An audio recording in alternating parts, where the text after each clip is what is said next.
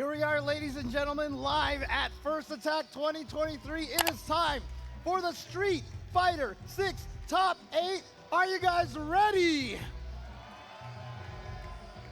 I'm James Chen, and go ahead, introduce yourself. Happy to hear it. My name is Ultra David. We're going to be here looking through some very strong top 8 competitors that we have, not just from the island, but from a couple other countries as well. We have a really great representation in terms of characters, in terms of people who have lots of other games that they've been excellent at as well in the past and still today. So I think it's going to be a lot of fun to watch. Thanks a lot for hanging out with us. Yep, that's right. And of course, you're going to have a lot of your island favorites here. Of course, for example, Ajax is going to be here, Mono's here.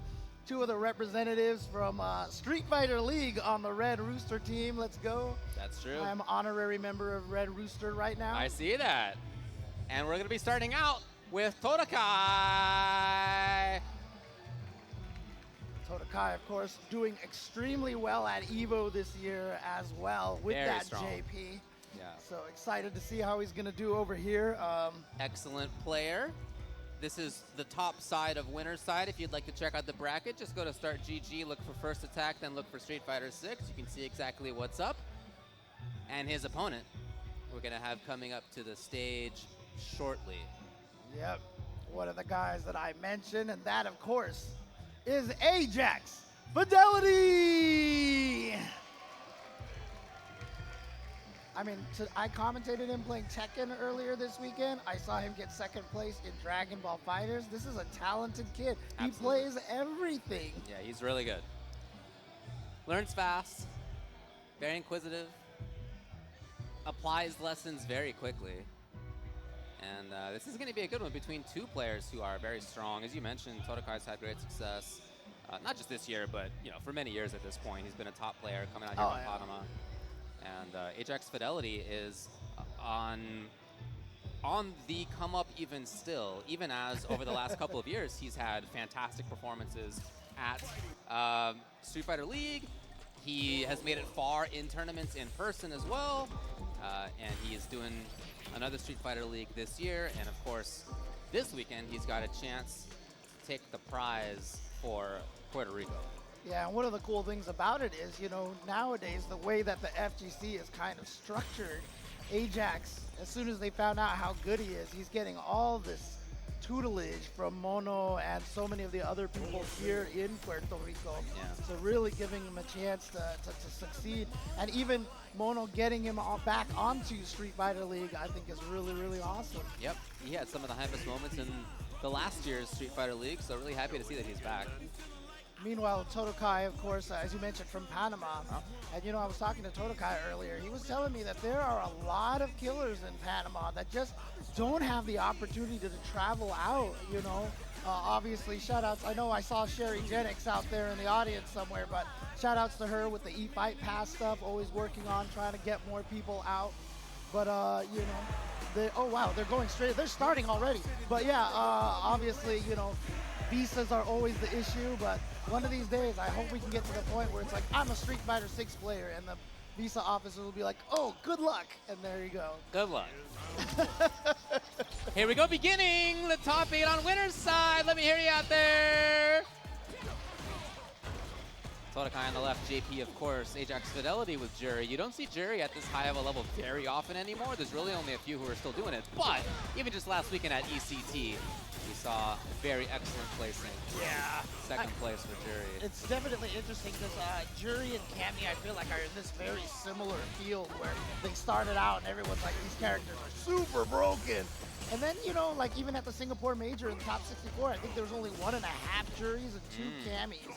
So, characters definitely have kind of fallen a little bit to some of the stronger characters in this game.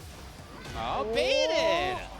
Ajax Fidelity could have taken it. He wanted the button first before the dash, and it didn't come out. No. Round 1 will go to Todakai. Yeah, but again, even if you're the beneficiary of a drop like that, you take it, because how many times have you lost thanks to a drop? So it all comes back around.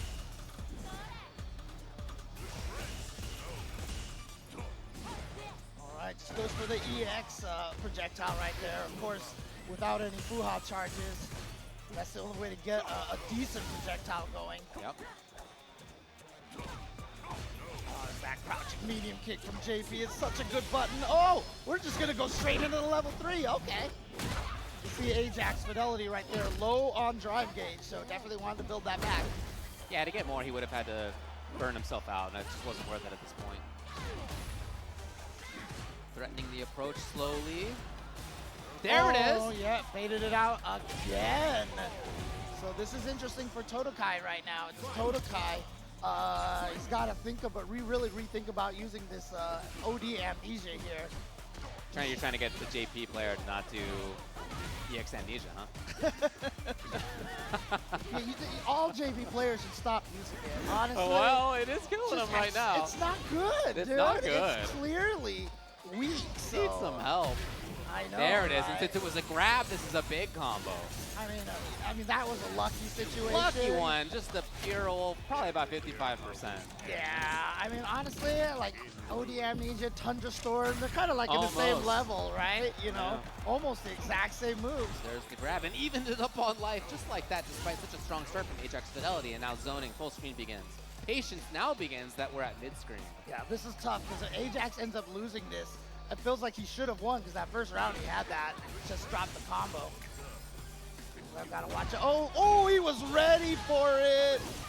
So many players right now are so ready for the portal teleport right there that you see a lot of JPs are getting away with it less and less.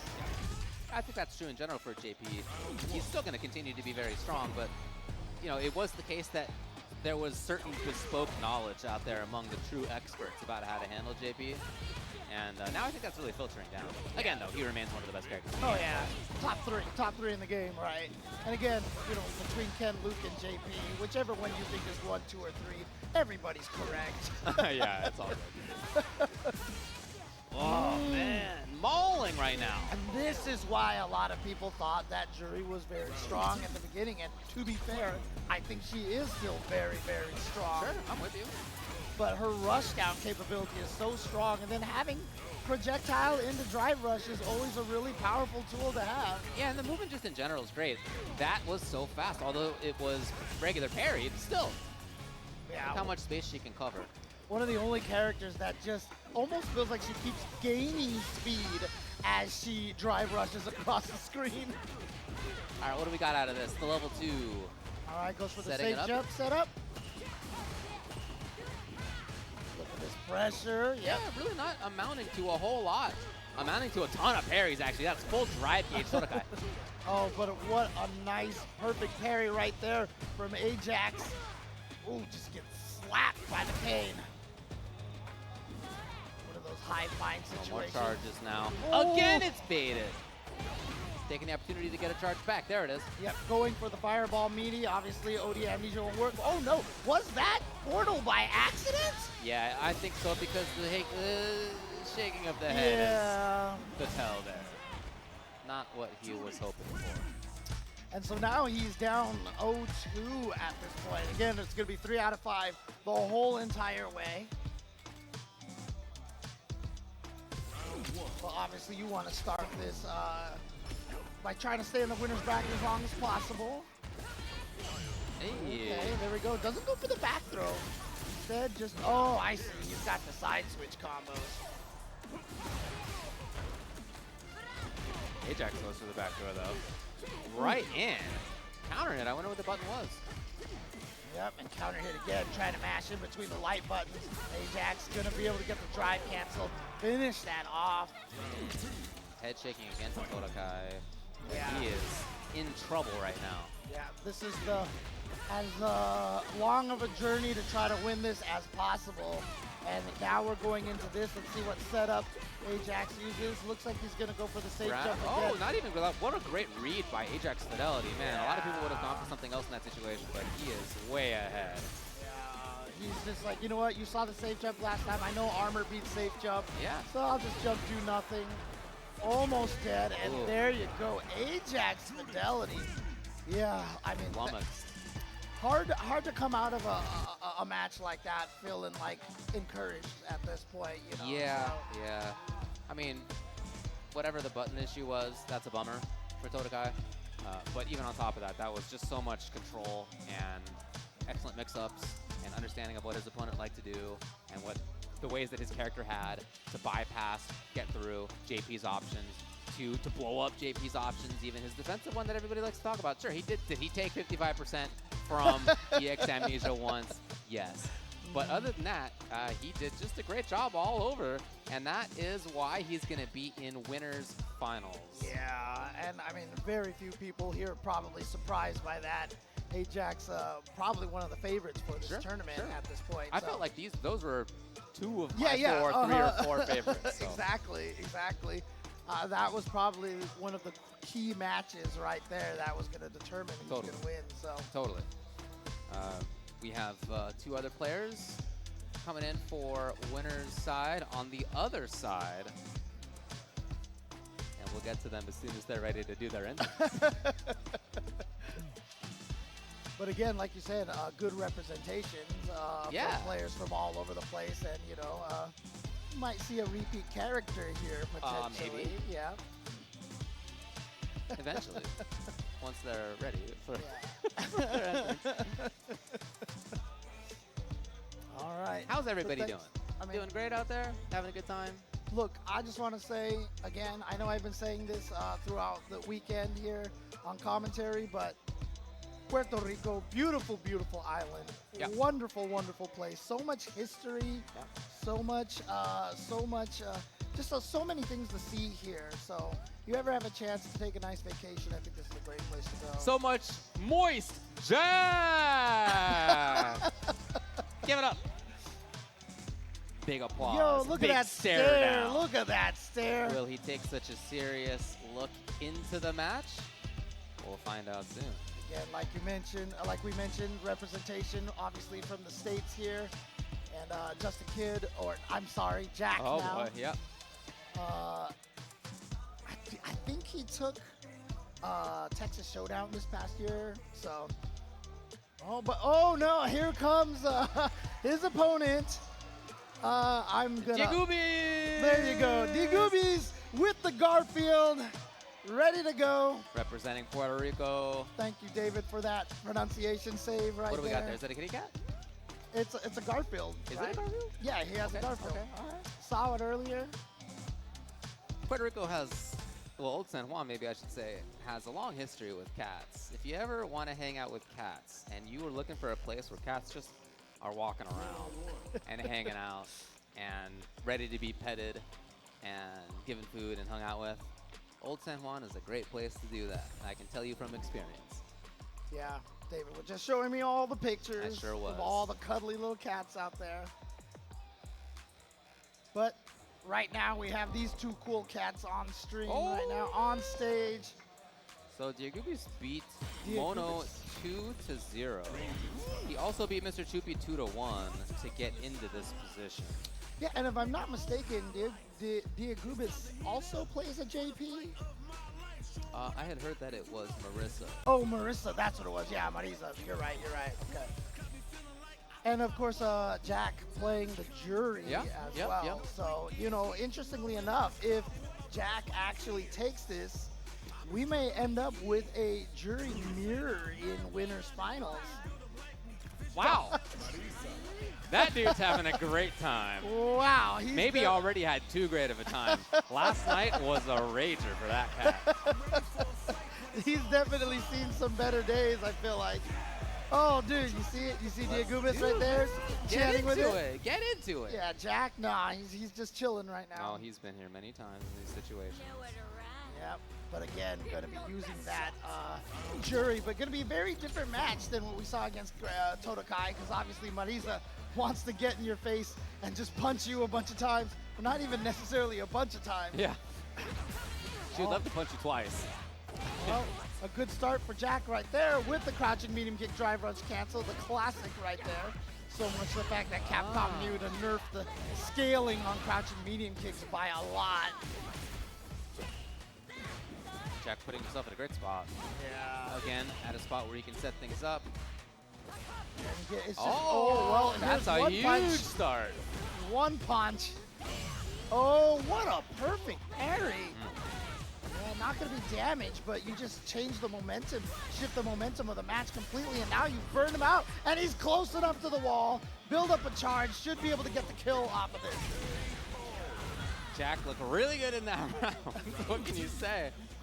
And this is going to be one of Marisa's biggest weaknesses, is that, you know, she gets in the corner. Obviously, she has armor, but, you know, she's susceptible to the throw loops and such, so getting pressured in the corner is always a tough situation, but that's true for pretty much every character in this game. Jak's doing a great job right now at denying some of what Marisa likes to do. Wow. Yeah, just denying it. Even there, as that was parry, which he was holding, whether that was the overhead or the low, he was fine. Yeah, knew he wasn't going to go for the scootum. Nice block on the double overhead. Been seeing a lot of people get hit by that. Hey. Oh, okay. But again, not going to be the damage To the you other want. side. So Oh, goes for the safe jump. Safe jump. Ah, yeah, throwing him out of the parry. Again. So, because Marisa doesn't have great anti-airs, you'll see from a lot of the Marisa players that they've learned to drive parry jump-ins or try to air-to-air.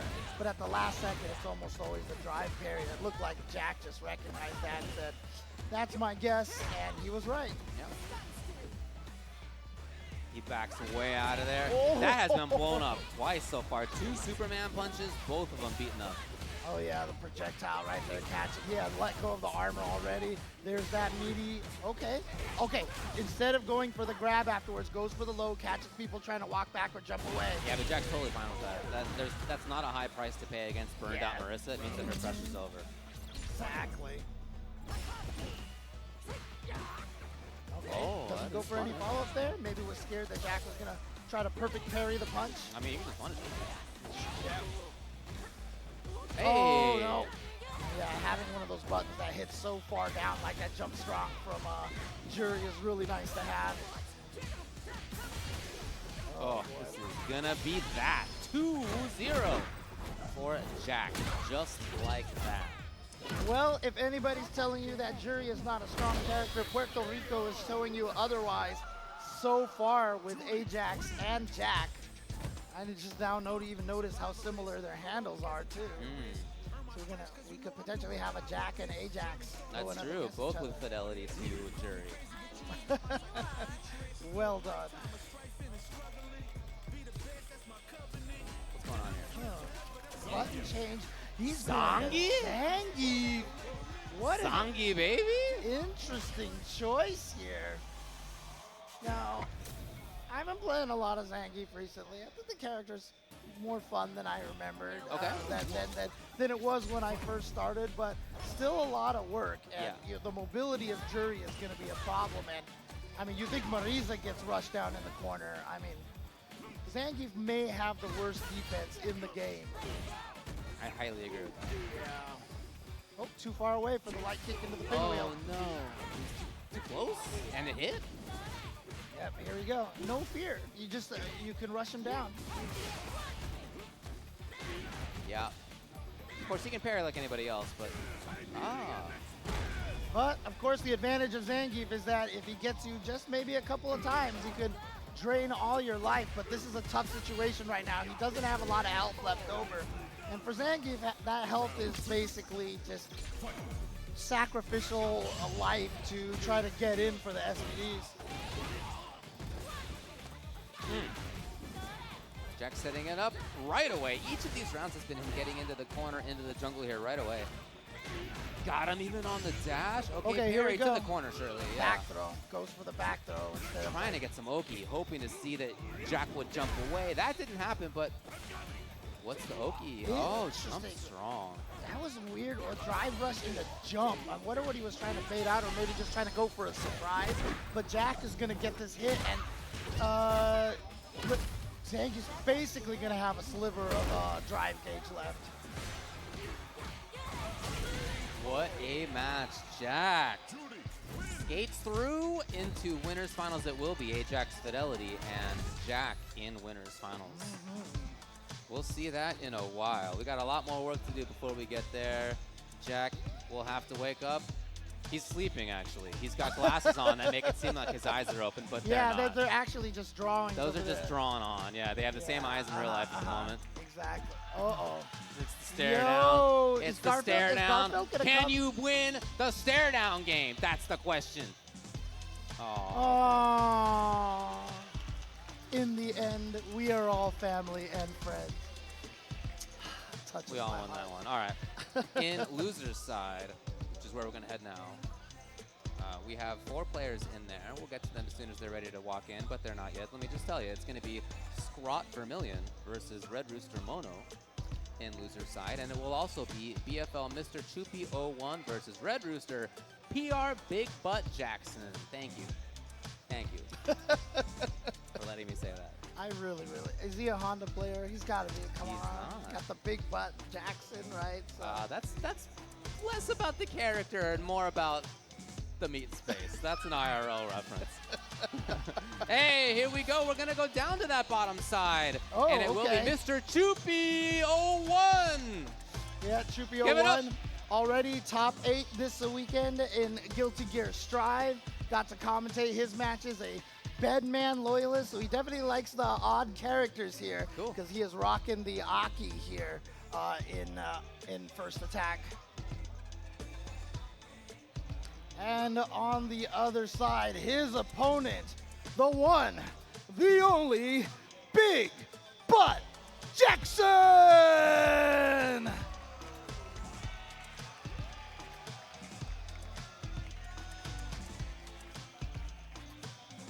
A strong player in many games himself. Seen him do well in quite a few different games over the years of coming out here to First Attack.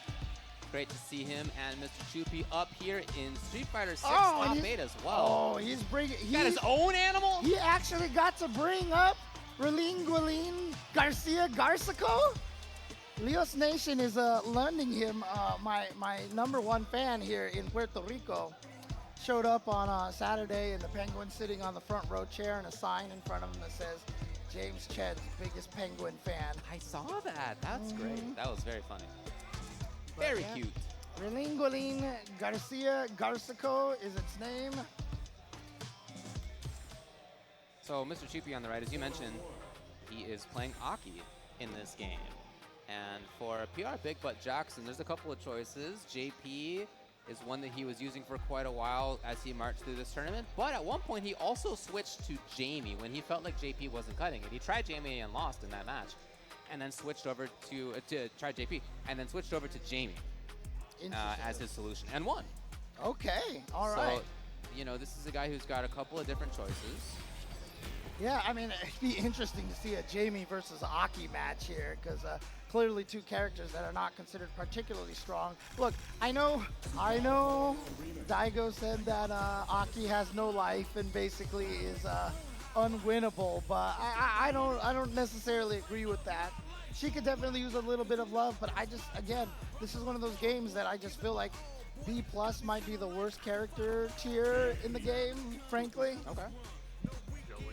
But it is going to be JP, it looks like, from Big Butt Jackson. It's certainly the safer of the 2 choices that he has, JP. He said that he played Jamie early, and then eventually wandered over to JP, but I think that's a great choice, of course. Oh, yeah. And A.K.I on the other side, fresh off of the bubbling cauldron. Yeah, very, very awkward character, and, you know, intentionally designed so, you know, what you would expect, you know, her buttons to do, she doesn't quite have. For example, she doesn't have a cancelable crouch medium kit. You know, her projectiles don't work the same way that most projectiles do.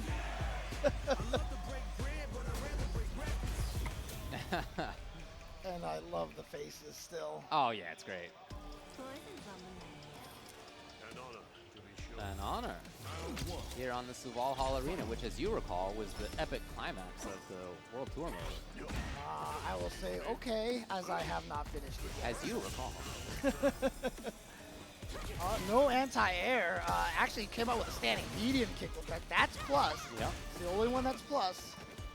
But getting tossed over here, and A.K.I doesn't do well full screen away from JP. So I feel like it's a tough match for A.K.I because she has to get in trades with the stand heavy kick. Oh, after the hit. Nice. Okay. And really good recognition of that by MrChupy. He has made all of this happen just off that errant weird hit. Oh no. There's a problem right there. Is at max ranges of heavy kick, the coward crouch follow-up, unfortunately, a lot of times will miss.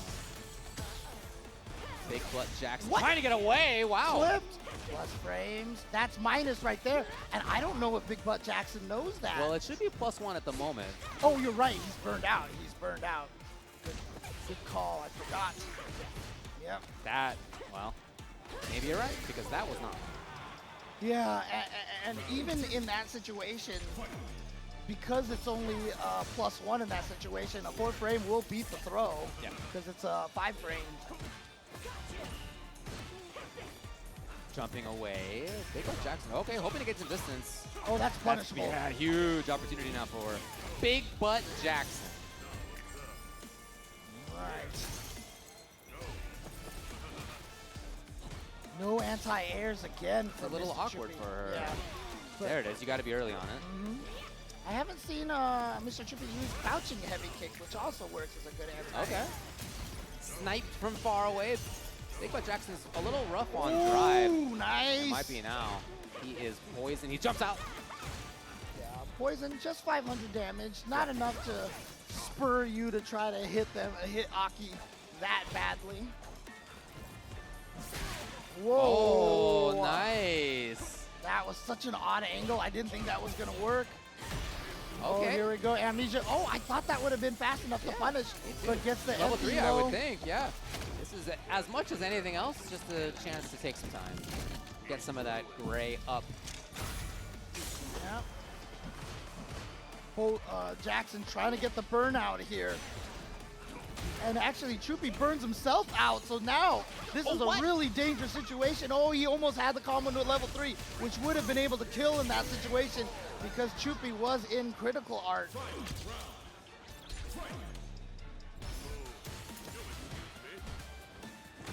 Oh, got behind, blew up the anti-air. Really good forward movement, though, by MrChupy. As you mentioned, in mid-range and even from far, I guess, in this matchup, I'm not sure what she does, so good to see him moving forward effectively. Yeah, trying his best over here. Oh, and getting jumped in on again because he was in the middle of swinging. And now MrChupy, unfortunately, has basically no meter, and look at that. And gets a shimmy, but a little slow on the reaction there from Jackson. He is threatening, exactly this forward movement. He doesn't want to be obvious about it, doesn't want to get parried, but... Oh, punish counter, but still not enough to finish draining that meter. And here we go. Can Chupy get something going? The problem is that Aki is not a snowball character. She is the character that I equate her to more than anyone else is Johnny from Guilty Gear. Okay. Because it's Johnny before Exert was do a small combo into a coin so the next combo can do a lot of damage. Okay. And so for that makes her, sense, she's get the poison and then get a big combo off of that. But it's not really about the snowball. It's just if you can get the combo while they're poisoned and trigger the Toxic Blossom, then you get just ginormous damage. Toxic Bloom. Yeah. Oh, nice! Big punish. Yeah, he has really strong foots. He's got great adaptation. Does BigButtJackson. BigButtJackson. Yeah. Oh, what a challenge. Oh, okay. I like the aggression against that ODM. Don't just let it happen. Oh, he dropped the combo. He had the opportunity. That would have been a kill right there for sure. Because like I said, he was in poison, and that Toxic Bloom combo would have did a ton of damage. Here's the challenge. All right, so he's figuring it out. But he's also never reacted to the counter crouch, so maybe the throw. Oh, actually, as I say that, he still tries to challenge. But yeah, the heavy bubble right there. Not a lot of range on that. Oh, no. Great spike timing. A little later than you often see, and that's why MrChupy thought he could move forward. Oh, look at this chip damage. But Chupy finally gets that meter back. Here we go. BigButtJackson away. He's going to get the drive back as well. There it is, just like that. Oh, Knocks her I away. love that drive reversal. What a great idea. And that's far away enough to be whiff punished. A lot of recovery frames on landing when it whiffs like that. And not only that, but, you know, JP and the range on that cane. An excellent move. All right, so Chupy doing his best to get in, and it's a big but, Jackson is going to be doing his best to keep him out, and JP is hard to get in on.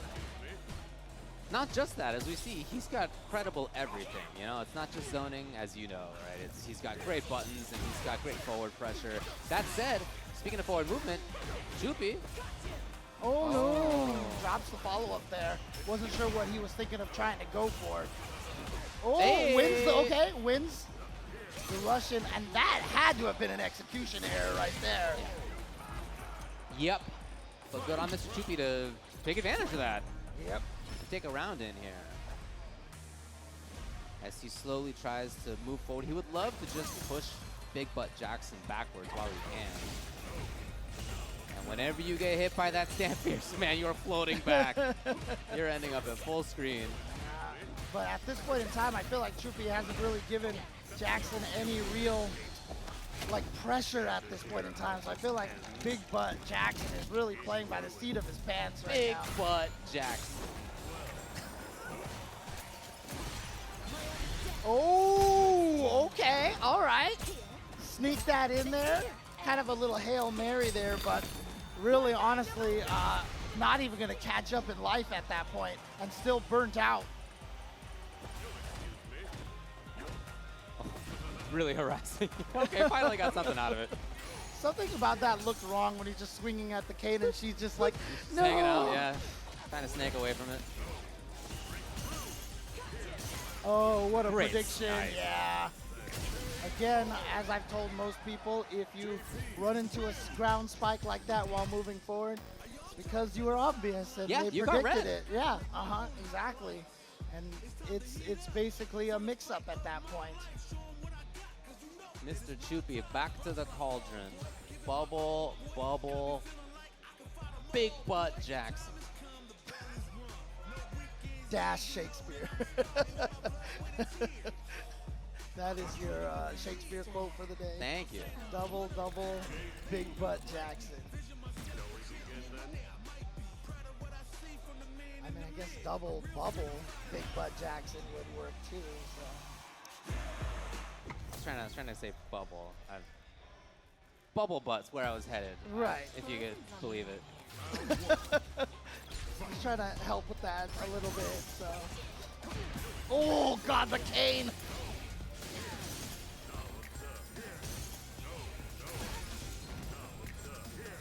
No. Dude, yeah.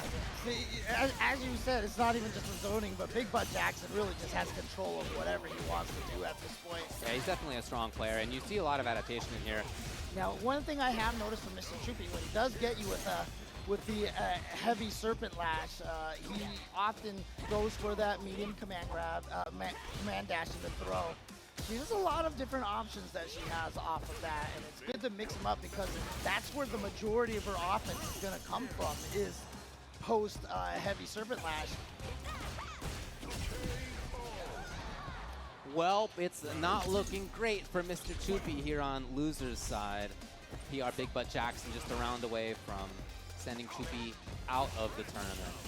Yeah, Mr. Chupy finishing 5th place in Guilty Gear, trying to tie that over here, but might actually fall shy of that in 7th place. And he can't figure anything out here, but I can imagine if you talk to Chupy, he's just like, JP is probably one of the main characters he did not want to run up against. Oh, that's tough. Yeah, like I said, I haven't seen the crouching heavy kick anti-air from Chupy, which tends to work better in that kind of a situation. Oh, both burned out now. PRBigButtJackson on purpose there. He got right through it. This is going to be a lot of chip. It's so tough to get past this stuff when you're burned out. Oh, no, not what he was looking for in that moment, that's for sure. MrChupy is eliminated. Sent down to losers by Diegubis earlier, and here it's BigButtJackson who closes it out. Oh, you can see how hard Chupy is taking this Yeah, right now. that's. I mean, it's a bummer of a way to go out, right? Yeah, on an execution At the end. error. Yeah. Very rarely do I get more angry when I'm playing on my own stream than when an execution error happens. You know, those feel the worst. Sure. Clearly feel the worst. But shout outs to Chupy making it here into the top 8 with A.K.I, by the way. So representing definitely a much lesser used character. So congratulations. You see the players up there giving each other a nice little friendly embrace. So. Yeah, nice hug right there. Let's hear it for Chupy, everybody. Yeah, as he walks off stage. So that's it for his tournament run. PRBigButtJackson is going to move forward, and he's going to play Todakai in the next round. Ooh, wow. So that's going to be a JP mirror then, potentially. It very well could be. I mean, again, he has Jamie. I don't know. But you're probably right that it will be a JP mirror. Yeah, I'm sure most Jamie players will probably tell you that they don't want to fight JP. All right, well, we have one more at the start of losers, round 1 losers of top 8. We're going to head there right now as we're walking in with the next competitor. Give it up for ScrawtyVermillion, a top-level player in a bunch of different games. What's that hanging around his chest, for example? There you go. Already has a medal. Already got the big W on the weekend. If I'm not mistaken, of Evo champion as well. But of course, his opponent, who should be working right now. Yeah. His opponent, your tournament organizer here, your TO, the man who is bringing you first attack and is providing all of this to you guys. Like I said, who should be busy right now and I think might actually be kind of busy. Nope, there he is. Your TO, ladies and gentlemen, Mono!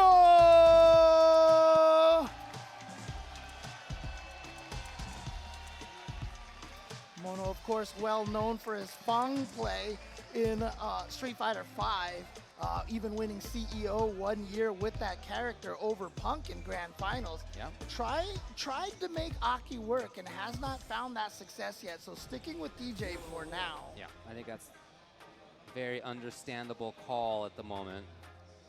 And honestly, one of the few rare remaining joystick users, I feel like, in this tournament. Yeah, there's a little less of it than there once was. That's for sure. Yeah, the leverless wave is definitely taken over here in the FGC. ScrawtyVermillion is in loser's side because of his match with Todakai, but that was a 1-2 loss, and it was not a blow-up. He's, I mean, a very strong player in this. That was after he beat other strong players, including Sherry and Sion and Inquisitor Raccoon. So he's had already a pretty strong tournament showing in getting through here. And I heard that he timed somebody out with Luke as well. So that's pretty sweet. Yeah, that's what that character can do. Totally. That's one of the things that makes him so powerful is that he can play offensive and defensive. And why, I mean, talking to somebody, I think it was Gustavo we were interviewing one time, and he was saying like no other prodigy almost like powers up when he goes into burnout, you know, because Luke can play defensively like that. He can. So it's not even that much of a problem. But Luke, Chris Wong recently winning World Warrior in Asia and also getting second place at the Singapore Major, just shy of qualifying for Capcom Cup. But, you know, I even see discussions. I think it was Angry Bird who tweeted out that, you know, maybe now it's time to finally talk about that. Luke is a stronger character than Ken. Of course, my opinion, like I said, is that everybody's right. Yeah, I'm not going to quibble about like 1 to 3, you know what I mean? Yep. Whatever. For Mono, his only loss so far is versus Diegubis, who beat him 2-0. Everybody in the crowd wants to see him crawl out of the cauldron.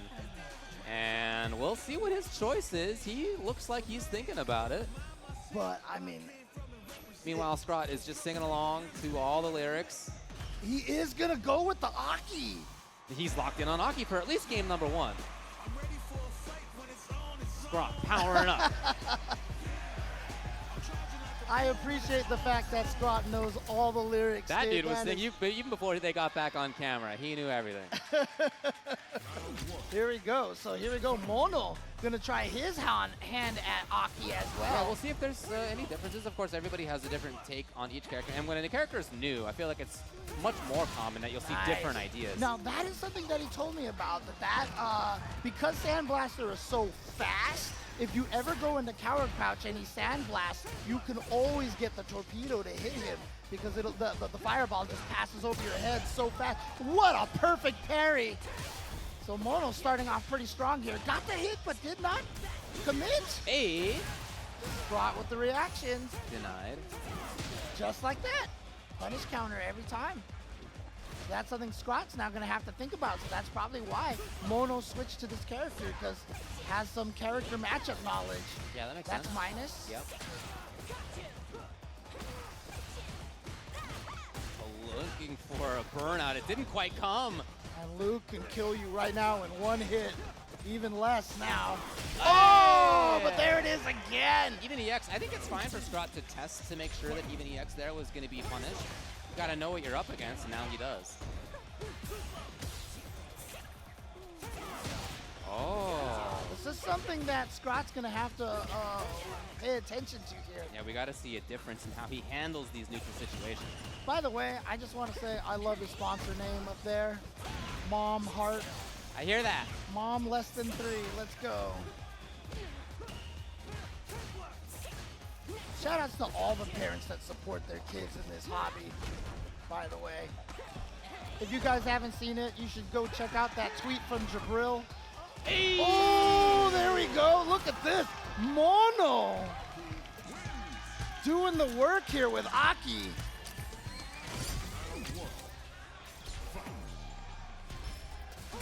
Taking game number 1, largely on the back of how he can stop the Sandblast. But we've mentioned that Luke is very good in all sorts of ways. Perhaps Scrot needs to actually try to be a little more aggressive. He's trying to bait it a little bit. He just saw the Sand Jag. Yeah. He's hoping to see if he can provoke something out of Mono. Well, yeah, you're right. He can be playing differently. And I expect him to. This is a guy who I think is very strong. Has been in a lot of different games. So if there's somebody who's going to adapt, I think it's this guy.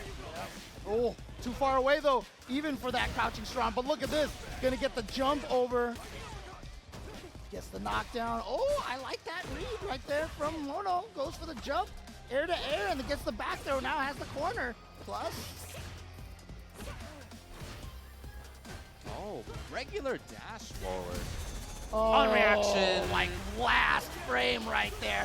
And Scrot should be able to get the... No cancel. Very rare. Oh, no. Now, Aki can have some really weird sequences against burned out characters using this Coward Crouch like this. Gets the hit, but it's not the kill. Did he touch a button? No. Mono, look at the crowd here. The Puerto Rican crowd cheering for Mono. They definitely like to see some of this monkey business going on right now. Doesn't go for the, ooh, okay. Let's say Scrot didn't go for the full flash knuckle combo. Just went for the simplified version. Nice autocorrect there. A little too close maybe to react for Mono with the full explosion, whatever you call it, I don't know. Launch? What's the move called? Which one? Coward Crouch until she launches forward. Who knows? Oh, the torpedo? There it is. Yeah, I don't know what it's actually called. Okay, for It's sure. Torpedo for me. Oh, nice. There it is. Oh, into the bubble. Was sick. God, you can get the juggle only if it's like set up exactly right. Oh, again. This is something that I think Mono's going to have to abandon at this point because Scrot has shown twice. Yeah, look at him shaking his head. He's like, no, you're not getting away with that. I got the young man reactions. Might have been testing too, just to see if Scrot would get the whole combo, because I mean that same interaction happened in the previous round, and Mono ended up winning the round anyway. True.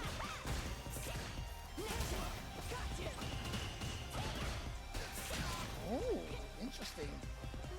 It's not. Oh yeah, that one is plus. That's right. It's basically her only plus normal. That forward heavy kick. Okay. Yeah, you see him? Oh, he actually had it. Oh, Mono going for the shimmy right there. Scrot losing a little bit of health from the poison, but like I said, it's about 500. Oh, but there it is again. Yeah, you see him testing the waters by going down into coward crouch. Like, that's the random part. I don't think you can do that on reaction. But if you're down there and then you see Luke throw the fireball, then you can explode. Yep. And that's the thing, as long as he just goes into coward crouch and just gets right back up, really no way for Luke to even punish that from full screen. Wow! Oh, the cancel! The cancel! Mono has talked about that. You know, you throw that EX, the fireball, that you can cancel into the EX command dash and escape. Oh, but Scrot's the one that's going to land a drive impact here. Does go for the full combo this time. And now Luke is in the corner with a burned out Aki. This is terrifying. All he's worried about is the level 3, and it doesn't come. And Scrot looks like he's gonna clean it up and tie it up 1 game to 1. All right, let's see what Mono does here. Let's see if he sticks with the Aki, or if he decides, yep, he's sticking with the Aki. Feels good about this. He knows that, like I said, everybody knows him for being a Fang player. And I think he just wants to kind of fulfill that expectation. I like that idea right there by Scrot, trying to go for the perfect parry after the forward heavy kick, but Mono with the smart read and going for the throw instead. Punish counter. Yeah, that was a whip punish. That was nice. Again, burned out. He's been getting Scrot burned out a lot this match. Yeah, and that time, so really excellent results for him. Yikes!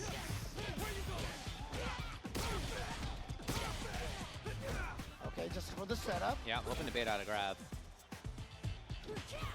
Oh, what a whip punish. Oh my goodness. Into the level 2. Gonna spend all the meter that he has here.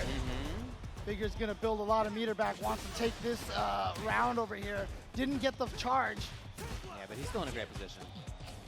Maybe not for long now. Burned out. Burned out again. Yeah, here we go. And he's gonna build up to a level 3. I'm wondering how he's gonna plan to spend this meter here. Oh, he drops the combo.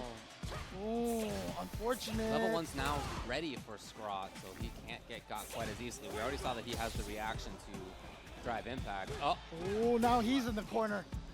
Mono is stuck in the corner, but if he gets 1 hit, he can go into the level 3 and essentially take the round. But Scrot right now, just you can see, didn't punish that coward crouch in time. There's Mono. He needs to run it. Double dash! Burned out! No. Anything's gonna do it. No, the Mono chip. knows it. Face out! The sandblast and your eyes are rolling into the back of your head. Mono with the beautiful bait.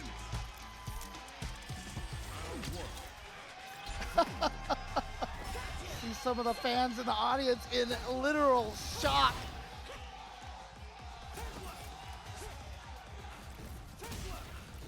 Love to see it. Most of the time, people would be like, hey, you can't enter your own tournament, but not here. Doesn't matter. Yeah, I know. Well, I mean, that actually was the rule before when there were points on the line, but there are no points on the line now. Out of there. And that's the thing, is if you're fighting against Aki, you definitely want to get her worried about the throw loops in the corner, because she has no throw invul escape options. Yeah, what a time to do that. Here's drive rush out of the corner.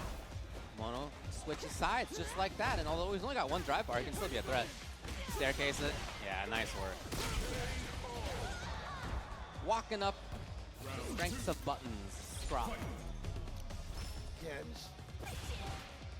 this is loser side, so whoever loses this is out of the tournament.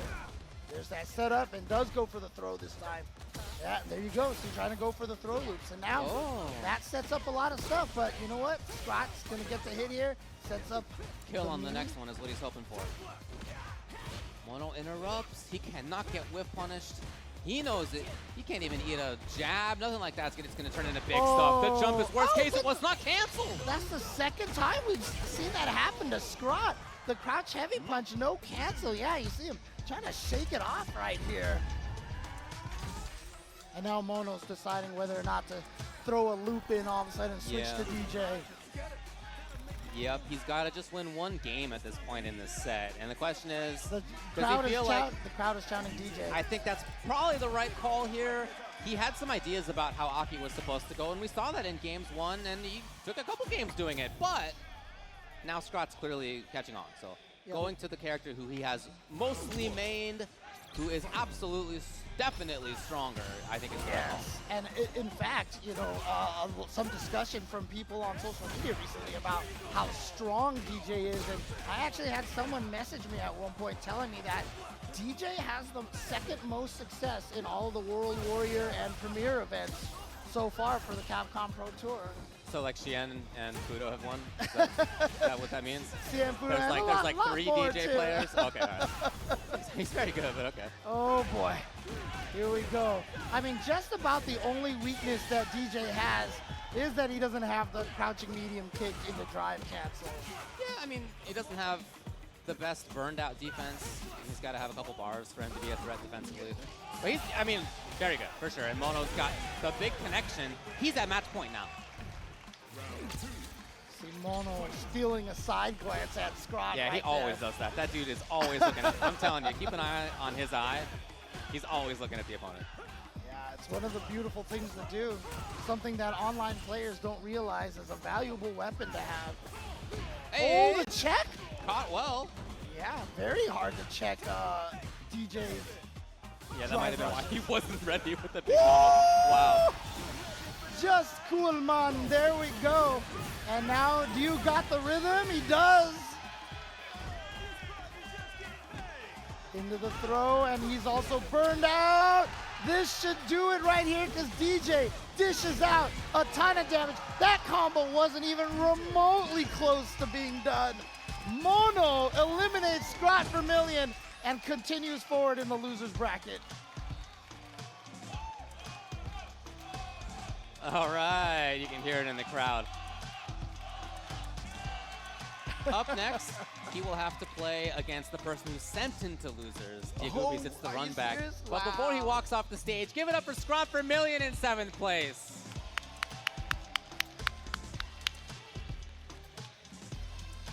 There you go. So Mono, happy with himself as he should be, and he moves on into top 6 as we mentioned. So in this top 6, we have winner's side, Ajax Fidelity versus JAK. We're not headed there yet. Bam. And on loser's side, we're going to have Diegubis versus Mono, and we're going to have Todakai versus PRBigButtJackson. But also remember with Mono in the past few years, like you said, when points on the line, he wasn't able to enter his own tournament, but he would always run an exhibition against the winner because he just has to play, and you love that spirit, right? So there you go. All right, well, we're going to go to a quick break. We'll be back with the rest of the top 8 after this. All right, welcome back to First Attack 2023. We are partway through our Street Fighter 6 top 8. My name is Ultra David, and with me is Mr. James Chen. How are you doing? I'm doing great. It's always great being here in Puerto Rico, always having a blast over here. Again, everybody, just wonderful people here, and they're so welcoming. You feel like family. I love it. I love it. It's great. Yeah, had a great time here. Let's take a look at where we are in the bracket. We've played through first rounds of winner's side and loser's side now, which means that we have our top 6. Winners finals will be Ajax Fidelity versus JAK, but we're not going there yet. We're going down to loser's side. We're starting off with the bottom of loser's side. It will be Todakai versus PRBigButtJackson. Todakai having a really, really rough start here in the top 8. You saw he went down 0-3 to Ajax Fidelity with a lot of execution errors and was definitely very, had a very strong disappointed look on his face. Let's see if he can shake that off here and come back strong against Big Butt Jackson, but it might just be a JP mirror here. I think that's the thing to expect.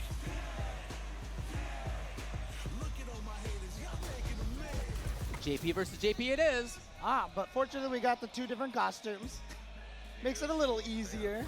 So original JP in West Coast JP in Todakai and East Coast JP in PRBigButtJackson. West Coast, huh? That's just because he's got the He's raincoat. He's got the raincoat on. Yeah. Oh, trying to approach. Okay. No hat. Todakai from Panama, of course. PRBigButtJackson, a local. With the cool hat. No hat and cool hat. I just said hat, but that's cool. David, it's a cool hat. Well, I'm not going to disagree with that. Oh, and there you go. Yeah, you're going to get burnt out. If he cancels into something like the spin, that's fine. You got him. But Todakai had scoped out that possibility. Yeah, and JP just as much hates being burned out against JP as any other character. Yeah, and that was going to be a KO situation. It is one of the absolute worst places to be in Street Fighter 6 is burned out against JP. Hey. Oh, wow. That was from downtown right there. And sure enough, Todakai tried to parry it, got punish counter thrown.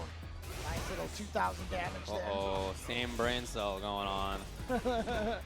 Nice catch, no spin though. Challenge right away. Oh, yes. Interesting. Okay, yeah, I guess he wants to get some burnout. time. And yeah. Oh, he's already burned out too. Well, I mean, some more time to get his own drive gauge back. Right. He'll get whatever situation he wants after this too. JP gets a really nice spot there.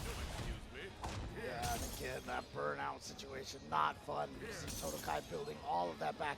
Interesting, that was a miss, and he didn't ground spike back. One of the things Todakai was showing me earlier was that he is a hitbox player, obviously brought out here by Hitbox, but using Hitbox, it's very easy to trigger a ground spike faster on that controller than it is on most other controllers. Sure. Oh, nice. Wow. Todakai hasn't really wanted to zone like normal for fear of getting level 3, so that he went in makes sense. Great read by PRBigButtJackson to get the parry. Oh, and again, grab now. His reads are looking strong. Ah. Looking strong. Beautifully done right there. And look at that. You see the big fist pump from PRBigButtJackson.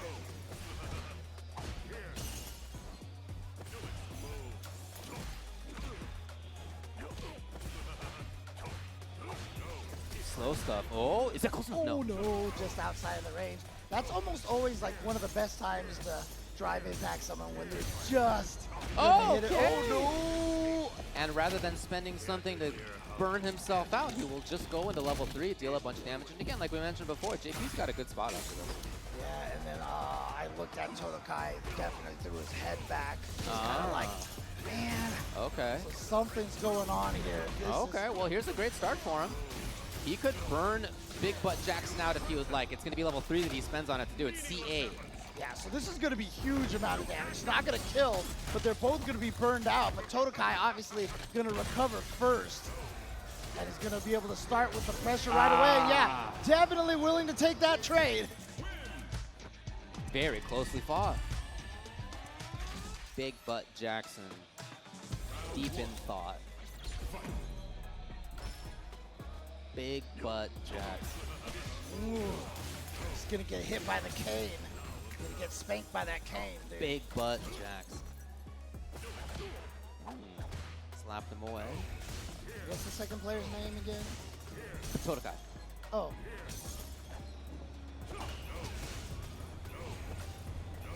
Yeah, it's a very fun mirror match. Very interesting mirror match. You just can't play it like normal. Right? Like as JP, you have so many different options, and in this one, you have to play a lot with implied threats and with setting things up. And with making sure that you are not going to get got while you're trying to get your stuff going. Nice footsies. Well-spaced stuff. He's Nice. in. Okay. Spending 4 bars right here to get some decent damage off of that. Triggers the portal spike manually. You see the perfect parry right there. Not sure what he's swinging with heavy punch for. Like that. See, he's getting the perfect parry, and then he's just swinging with the heavy punch. Maybe he's trying to predict PRBigButtJackson trying to drive rush forward or something. Well, PRBigButtJackson needs a lot of work, but there's still plenty of time to make it happen. Really, just one combo could even it up if it's the right one. Oh, not there on the whiff punish, not quite. Again, an option of the cancel. Oh, boy. Yeah, I was thinking about Running out of that. time. Neither of them have shown that. Oh, here we go. He's going to get in there with that level 2. So he's going to be able to get, oh no. Yeah, but to what end? I mean, he's spent 2 bars, and it's not going to work out, and he's lost the meter, and he's lost the round. Right. I mean, if it was like your last round and you needed a desperation, sure, but now you're coming into this round with absolutely no meter. Right. Meanwhile, Todakai sitting here with a full 3 bars. He's going to get the side switch too, which is really important here. Needs one more. Yeah. Fuzzy, and gonna go into the level 3. So he's gonna gain back a bunch of that drive gauge while PRBigButtJackson's gauge is frozen still. Ooh, okay. Good reaction. Yeah, he may have been thinking about drive impact, but Right. in any case. You'll take it. Yeah. The slow hunt. Oh, no, that's actually gonna be a combo. He wasn't actually expecting Todakai to get a hit. Jackson. But look at that damage. Oh, he tried to get a little too close, a little too cutesy. And now Todakai just needs one more hit. Oh boy. Oh, okay, that's a great opportunity for PRBigButtJackson. Does he go? I was about to say, is he gonna go for a desperation? And there it was, the drive impact. And you know what? I think Todakai was thinking the same thing. I think if you're Todakai in that moment, you're really only worried about a couple of things from that range of JP. Of course, one of them's drive impact. So great response by him. I hope Todakai's okay Oh, is he right gonna? now. Is he taking down the hair? And is he gonna pick a character that might also take down its hair if it needs to level it up? Okay, gonna bust out the Jamie here. That's the thought anyway. And he's in. Take down the hair. I mentioned he played a lot of Jamie earlier on. He still keeps the Jamie around. He had the Jamie earlier in tournament and won with it. So now he's got to win 3 in a row with Jamie. PRBigButtJackson. And I really, really like how PRBigButtJackson is trying to hype himself up a little bit. Yeah. Try to, you know, pump up that adrenaline. But Todakai there, starting off with the perfect parry. Really discouraging way to have to deal right away. And here comes JP with, for some reason, he has like 90 moves that juggle and knock down without a drive rush. Yeah, it's cool. Oh boy, the poor man cannot get a drink. It's right, it's on your waist, man. Just drink. There it is. There it is. Just take a swig. Just do it. Gotta be PRBigButtJackson here. Gotta get some of those drinks in there. Try to get in with drive rush heavy punch, which is usually effective. But again, JP's range on his buttons are just so good. Drive rush heavy punch, a lot of active frames for Jamie. Obviously very good plus on block, but doesn't have the range necessarily to get to sneak past all of these cane attacks. And it doesn't lead to that much, to be honest. It's like +1 on block. Right. You're not point blank after it, but okay, here's a chance to get a drink. Oh wow. Okay, Amnesia not going to be able to get anything off of that. Just a throw, but it was a punish counter throw. Here's a link. Will he go in? Yes, he would rather go in. And get the drink, but now he's getting burned out. And we've talked about this, how bad it is to be in this situation. This is going to be a very, very difficult situation to survive now. Yeah. Yeah. He's blocking well, but unfortunately blocking is not great. No anti-air either, not ready for that jump. He's got level 2 if he needs to party. He's about to get the drive back. Maybe EX activate, we'll see. Bam! Oh, here we go. Activation. And now he is definitely one of the scariest characters here. Check this out. Needs one more mix, and look at that. That is the power of that level 2. Yeah. Instant, full drink level. And honestly, when he's oiled up like that, he's one of the most dangerous characters in the game. I mean, you're right. Max level Jamie's good.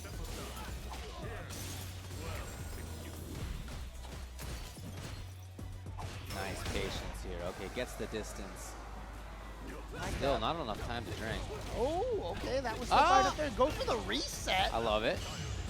But Todakai, yeah, you can see Todakai is definitely very adamant about going for these perfect parries. And great at it. Oh, yep, gets him to spend that meter, and then throws the drive parry.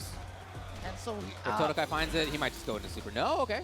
BigButtJackson really wanted to go into burnout on his own terms, but this should be it right there. Todakai takes it from BigButtJackson. But shout-outs to BigButtJackson, bringing out that Jamie at the end there, and playing a hard-fought JP mirror against Todakai as well. He brought Jamie up at the rear, did BigButtJackson, and now ends up at the bottom of the heap. I was gonna say something, but you know what? I'm just gonna turn the other cheek. Thank you. Everything worked out great. Well, not for PRBigButtJackson. All right, anyway, thanks a lot to him. Great player. Cool to see him again. Strong in many games. Great to see him here in Street Fighter 6. Do great work. End up at 5th place overall. Todakai moves on. Now, on the other side of losers, Diegubis versus Mono is the next one that we have coming up. They are both already on the stage. And as I mentioned before, this was a match that happened before. It's a run back. Diegubis is who sent Mono to losers. Right, with that Marisa. And I'm not sure. I guess Mono was probably rocking the DJ because I don't think he was playing Aki for most of this tournament. Just busted it out for the Luke because of that matchup-specific situation. And that worked out great, but he even switched back to DJ at the very end as well. So I would imagine probably going to try to get the run back with DJ against this Marisa. I think that's right. 2 Puerto Rican players. One of them moves on. Again, waiting in winners finals, Red Rooster, Ajax, Fidelity, and Moist JAK. We'll get there in a little while. First, we're going to get through this one.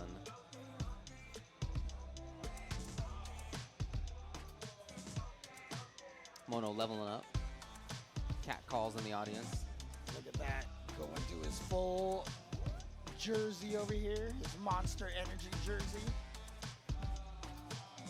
Shoutouts to Monster for being one of the many sponsors here at First Attack. And again, you know, there's a lot of government involvement with this event as well. That's why the Turismo group over there, the tourist agency, the tourist, what is the word? A board? Board, tourism board, thank you, is so heavily involved here. And you know, I've been saying, like, I really do think it's a great place to visit, not just because of we're sponsored by the tourism board, because I just personally really believe that. It is a wonderful place, great food, great people, wonderful island, lots of cool things to see. One of them being the many strong fighting game players that they have. Here we got 2 of them. Each one trying to move forward. I think this is going to be DJ. I like how everybody he is hovering over the cauldron lady. I love how everybody knows the lyrics to all these songs here, because Diegubis was definitely mouthing along with that. Okay.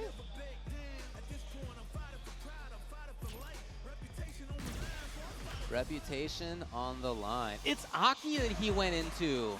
Interesting. Marisa, of course, but it will be Aki on the other side. Shoutouts once again. I'm sure Matsumoto-san had a lot of say in the theming of this game. So shoutouts to the entire Street Fighter 6 crew. Beautiful presentation in this game. Hey. Oh, that is gonna hurt. And here we go. Look at this already. Mono down half-life. Oh man, what a bad spot to be in for any character, but this is one who's particularly stuck. Yep, and you know what? Oh, okay, Mono trying to get out there. Oh, the armor from the Gladius. Yeah, tough situation. Huge jump to start. If she had 3 bars, I'd be talking about a 2-hit round. Okay, not quite. Oh, okay, back-to-back throws from Mono. Now back to the fireball pressure. Tried to get Diegubis in that poison. Yeah, you just don't need to walk in there. Especially with a life lead, although that's a very precarious life lead right now. Nice, there's that heavy kick anti-air. Yeah, Marisa wins in 1 hit. If it's the right one. Oh yeah. Even that's gonna be so much on punish counter. Oh my goodness. One more hit. Oh, nice escape. Oh, now you're poisoned and burned out because you accidentally punish countered yourself, and Mono is going to go into the level 3.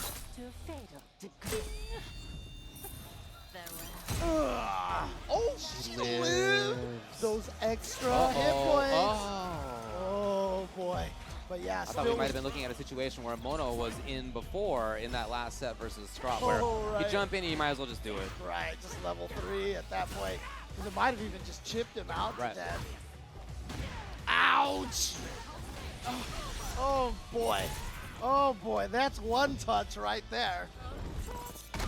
And Mono doesn't have any super. He can obviously reversal DI if Diegubis goes for a drive impact. Okay, Mono getting gutsy on the approach. Will he try to stay in? The intention was to stay in. Oh, no. Reset out of the air. Superman punch. Link, oh, no, couldn't quite. Man, Mono is worried. Nice underneath. Yep. Oh, went for the overhead, but the block from Diegubis, but he's burned out now, so you see. Oh! What was Mono trying to do? I'm not sure, but whatever it was, he got, and the crowd wants him to switch. Definitely hear people chanting for the DJ. I like it. He's got the Constructicon DJ ready to go here. Ah, yeah. Ever since Constructicon's green and purple has been one of my favorite color combinations. I can tell you. But obviously the movement of this character right here, not just from the dry brush, but from the just cools as well, is gonna make it really tricky for Marisa. But Diegubis right there gets the Scootum grab. Oh, a chance. Okay. Yeah, nothing huge, but he still took advantage of it a little bit. Plus, very plus on that.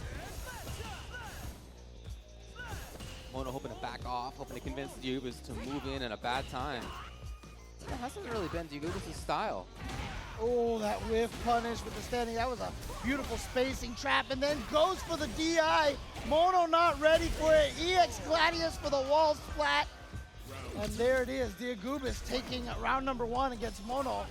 As you mentioned earlier, this is the character, this is the player who sent Mono to losers, so he's definitely won this match, and doing it by that range right now. Oh, jeez. Oh, jeez, yeah.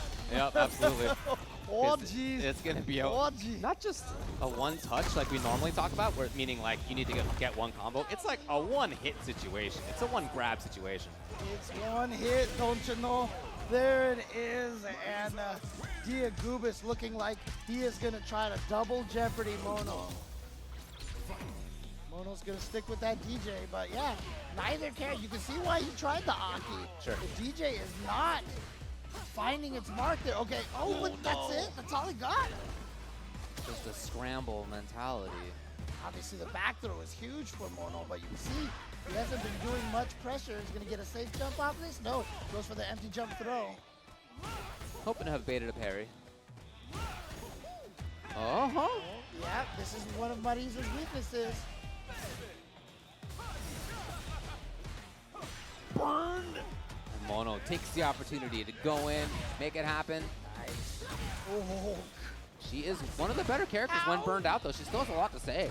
Yeah, having the armor is so nice in Burnout. What a jump time! Oh, you know, Diegubis, I think, really thought that he was pressing the button up in the sky. Hold on a second. Oh, but that was too slow. The button that he went for to punish the landing was too slow, and DJ was able to land and block in time.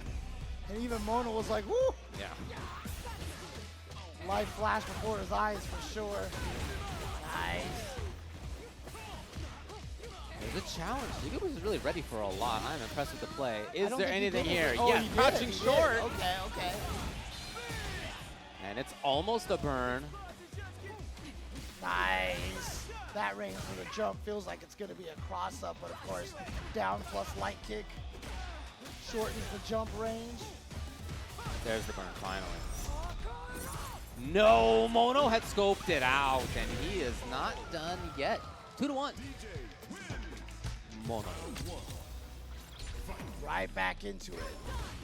No delay at all. Diegubis says, I don't need time to think. I'm coming right back in. And I'm coming. Not a punish counter, not a counter hit. Not going to get a combo off it. There it is, the counter hit, but didn't get the combo off of it. He's still where he wants to be. Nice. All these players, I mean, we've seen it a couple of times against Diegubis right now, punishing the phalanx. Not that time. Oh, jeez. Yeah, that is plus. Got him! Oh. Through the single hitting, not cancelable tool. Good button, but can cause problems. Here comes Diegubis. Okay, gonna get the splat. Burned himself out here. Just needs one more hit. Now doesn't even need one hit. No, yeah, if you see her press that, if you see medium, you get to get her. Yeah. If you have an ESDP of any sort of kind, an ODDP, you can definitely blow her up, especially... As long as it's like 7 frames. Right, as long as it can punish it on block. That's why I often see them cancel into drive rush doors. Not there. Drive rush into like crouching light kick, Yeah. but Diegubis was burned out. Yeah, exactly. Yeah. Yeah. He was just stuck.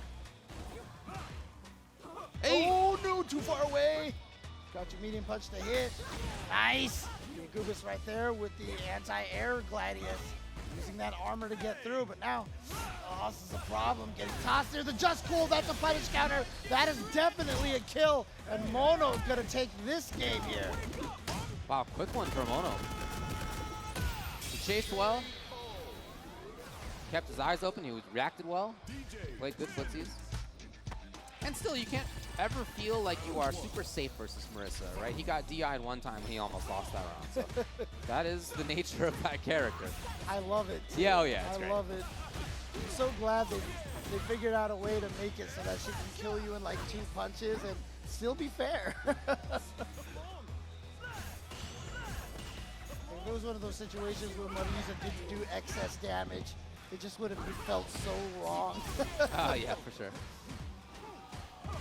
Jumping down light kick from DJ is such a good button, such a good attack. Makes her jump faster, gets people more scared to try to anti-air. Went low right there and tried to catch Mono, perhaps trying to jump away from the scoots him throw, and here we go, Mono now. Says, you know what, you've got no meter to counter this, and like I said, DJ's combos in the corner are absolutely terrifying. Scoot him right through to the match point.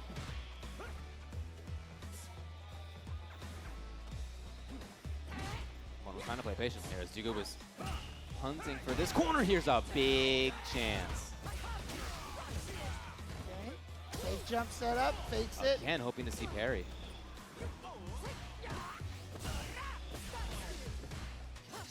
Oh, Mono is in the sky. He gets to pressure now. Yeah. Under the garbage can. Okay. Doesn't react to that drive in back fast enough, just blocks it. Gonna be safe. DJ's turn after blocking that. Here comes Mono. Diegubis is in trouble. Yeah, this burnout pressure with the max out, the air slashers. Look at this chip damage into the super. Mono takes it in the run back with the DJ, which he did not successfully do in the winner's side. Tried Aki, didn't succeed, and came back. And this time got his revenge, and Mono still finding a way to keep himself from doing his TO job right now. Luckily for him at this point, everything else is over. We're all just hanging out, having a good time watching this. And Mono will move on. He will play against Todakai in the next round for Diegubis. That's it. Give it up for Diegubis in 5th place. Does Mono get to win Garfield and take Garfield? Oh, okay, okay. I was about to say, I was like, dang, I didn't know it was a Garfield match as well. Garfield match. I mean, if he took his Garfield, you know Diegubis would wake up. Diegubis would wake up the next day and just be like, man, I hate Mondays. John. Coming up to the stage now.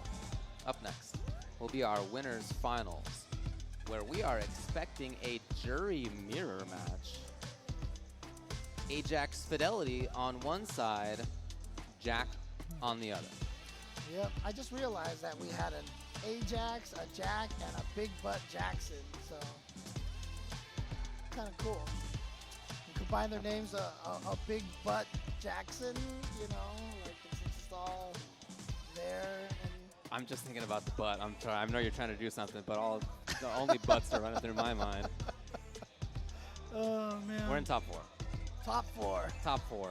Red Rooster Ajax Fidelity. He's already up on stage over there, and his opponent will be Moist Jack. They both have marched through in that first round of this top 8.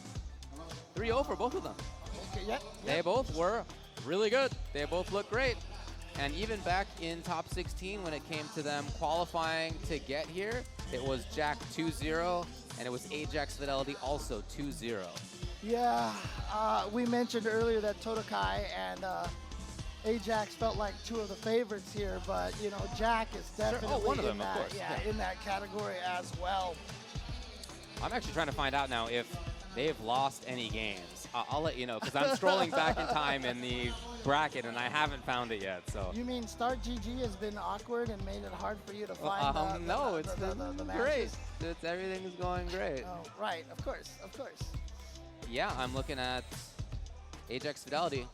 According to the bracket, hasn't lost a game yet. Okay. Not surprising. Not surprising. Excuse me while I take about 2.5 minutes to navigate back to where I started this at, and I'll be there in a little bit. Yeah, but curious to see how this is going to go here. A jury mirror. Now, there are a lot of good juries around the globe. Few quality good juries. I know, for example, in Asia region from Taiwan, Uma, amazing jury player out there. No, I can report that Jack lost a single game. Oh. What a scrub. Man, he lost to Inconsiderate Raccoon, a very strong player. Nice, nice. Inconsiderate Raccoon. Again, that was just a game. That wasn't, he didn't lose. It's not the phrasing I should use, but he did drop a game in that set. But yeah, both of them come in here very strongly. Jack, of course, winning the last big Street Fighter V major at Combo Breaker. He's had some success since then, winning tournaments again. Wait a second. And it may be the case. We'll see if they lock in on this, but it might not be a jury mirror after all. Wow. Oh, okay. All right, Okay, bud. okay. Okay. So, okay. See.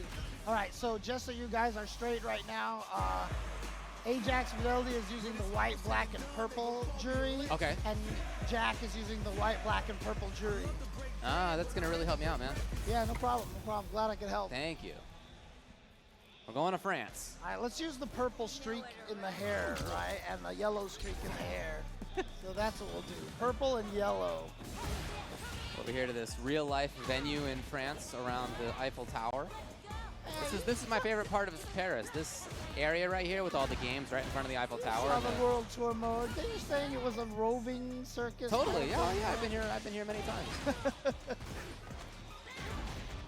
Well, the Blancas are my favorite prize to win when I play at that.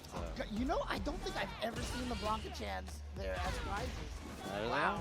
Blanca's had some success. He's actually sold some Blanca chances. Oh, man. And so far, Jack is looking really, really strong. Just dominating that first round. So strong that he knocked the Blanca chance off. Wow. All right, back and forth, Jack. Anyway, back to the match. I did not know the Blanca chance could be knocked off. Aren't you the guy who normally doesn't notice background things? I've been trying to be better at that. Fair enough. Well done. Oh, nice DP at the last second. Too far away for that throw. Jack. Both taking the opportunity to get a stock. Try to go for a little mini shimmy right there. Not soon enough. Oh, what a but catch. checking the drive rush into the level 3. This should be a burnout against Ajax. And so Jack is going to be in prime position to take this round. Yeah. Jack looking not even worried at all. No, I mean, that was it. A single. Level 1 wasn't going to cut it. Level 2's not invul. No drive meter. Good stuff by Jack.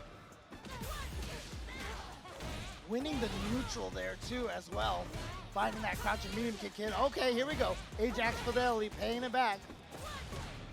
That was almost a punish counter with that drive rush. Okay, finally we see Ajax Fidelity pushing towards the right side of the screen. That whole first game was fought over by Blancachan. We didn't see the crepe sign at all. Saw the anti-throws, right? The anti-throw jump strong on wake up from Ajax. Yeah. Didn't get punished for it though. And also didn't even cancel into the dive kick. Yeah, so. I think that might have been what JAK was waiting for. Right, exactly. Time for Ajax to scoot through. He had EX, so he gets to move forward. Ooh. Oh, what And a he check. catches it this time. Nice check. Okay, Catches underneath. the landing frame. Saw the punish counter there. JAK pressing a button in the air and then getting hit on your landing frames does indeed trigger the punish counter. Why wake up forward dash? Wake up bravery. This time it's canceled. Yeah, this time he got it to work. Just jumps away that time from the throw. See a shimmy attempt from JAK. Now gonna get the perfect parry. Yeah, very heavy on parries. And offensively too, not just defensively. Being active about it. Here's a knockdown. JAK up close. Oh, he's gonna go for the full combo here. How's he gonna set this up? Is he just gonna go for the launch? Okay, he's gonna go for the safe jump setup. Went for an empty throw instead. Yeah, that's a safe one. Look at this. JAK is about to be burned out. He's gotta run. Oh, he's gonna get hit right here. Look at this. He's gonna go into the level 3. He is, and that's gonna burn him out. Yeah, but Ajax Fidelity had to get burned out to make that happen. That said, she starts out with a pretty good position after this, right there in the corner. Chip a little bit. Up close, Oh. unfortunately. You got to think that that was supposed to have been DV, but that's not what came out. Ajax Fidelity getting on the board here. It is 1-1. So Ajax looking like he was having a little trouble in that first game. Yep. JAK just kind of ran over him, but coming back here, and a lot of it I felt like was the drive gauge management. Ajax getting JAK burned out a couple times, or at least on the verge of being burned out, affecting the gameplay. Ringe has often said that he loves how the drive gauge makes people make different decisions during the course of a match.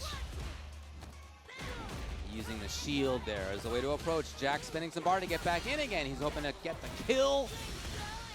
One to do it, and that'll be good. I do always respect Ajax Fidelity's ability to adapt. I think he's very strong when it comes to his adaptation. He can get dunked early in a set, rare, but it does happen sometimes, and he's fully capable of then coming back and doing the dunking by the end. Yeah, it's such a powerful skill to have. I think two of the people that are the best at that I know of are Snake Eyes and the Filipino champ, honestly. For sure. Oh, boy, you just ate that jump attack, but Ajax Fidelity was not ready for that. yeah. He was He was like, oh, jab, oh, like kick, that's it.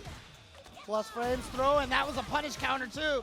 So that was gonna do 2,000 damage, and now Ajax gonna be able to finish this combo off here. All right, who's gonna win the rubber band match here and go up 2-1? Huge moment. Good block on the overhead, but that leads to a throw. Ooh, not in time to punish that. Underneath, JAK. Ay! Gets a whiff punish. Gonna spend the Okay. bar on this. Yeah. Ajax won't be burned out quite yet, but JAK will be a little bit better in terms of his own drive Yeah, gauge. is he not gonna be burned out? I think so. Oh, wow, okay. There it is, though. Yeah. Yep, the frame data changes.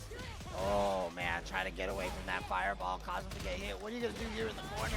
You're just gonna die, and JAK takes game number 3 to go up 2-1. Again, we're in winners finals here. This is JAK one game away from being in grands. Hoping to set himself up in a great spot. He just walks forward and gets the grab. Perry has really factored in big here. Okay, Ajax willing to bust out with that EXDP. Not something that we've seen a lot, but I don't know, maybe we'll see if we see it more often. Again, adaptation is huge for him. He backdashes away! Oh, wow. And that's the beautiful thing about that anti-air pinwheel. So active, moves so far forward. Even when you try to delay yourself in the air, gonna get caught. Set up right here, backdashes again. And Lindsay's punish. That was great. Not only getting away and putting himself right at the exact right spot, but also getting a punish in a pretty tight timing.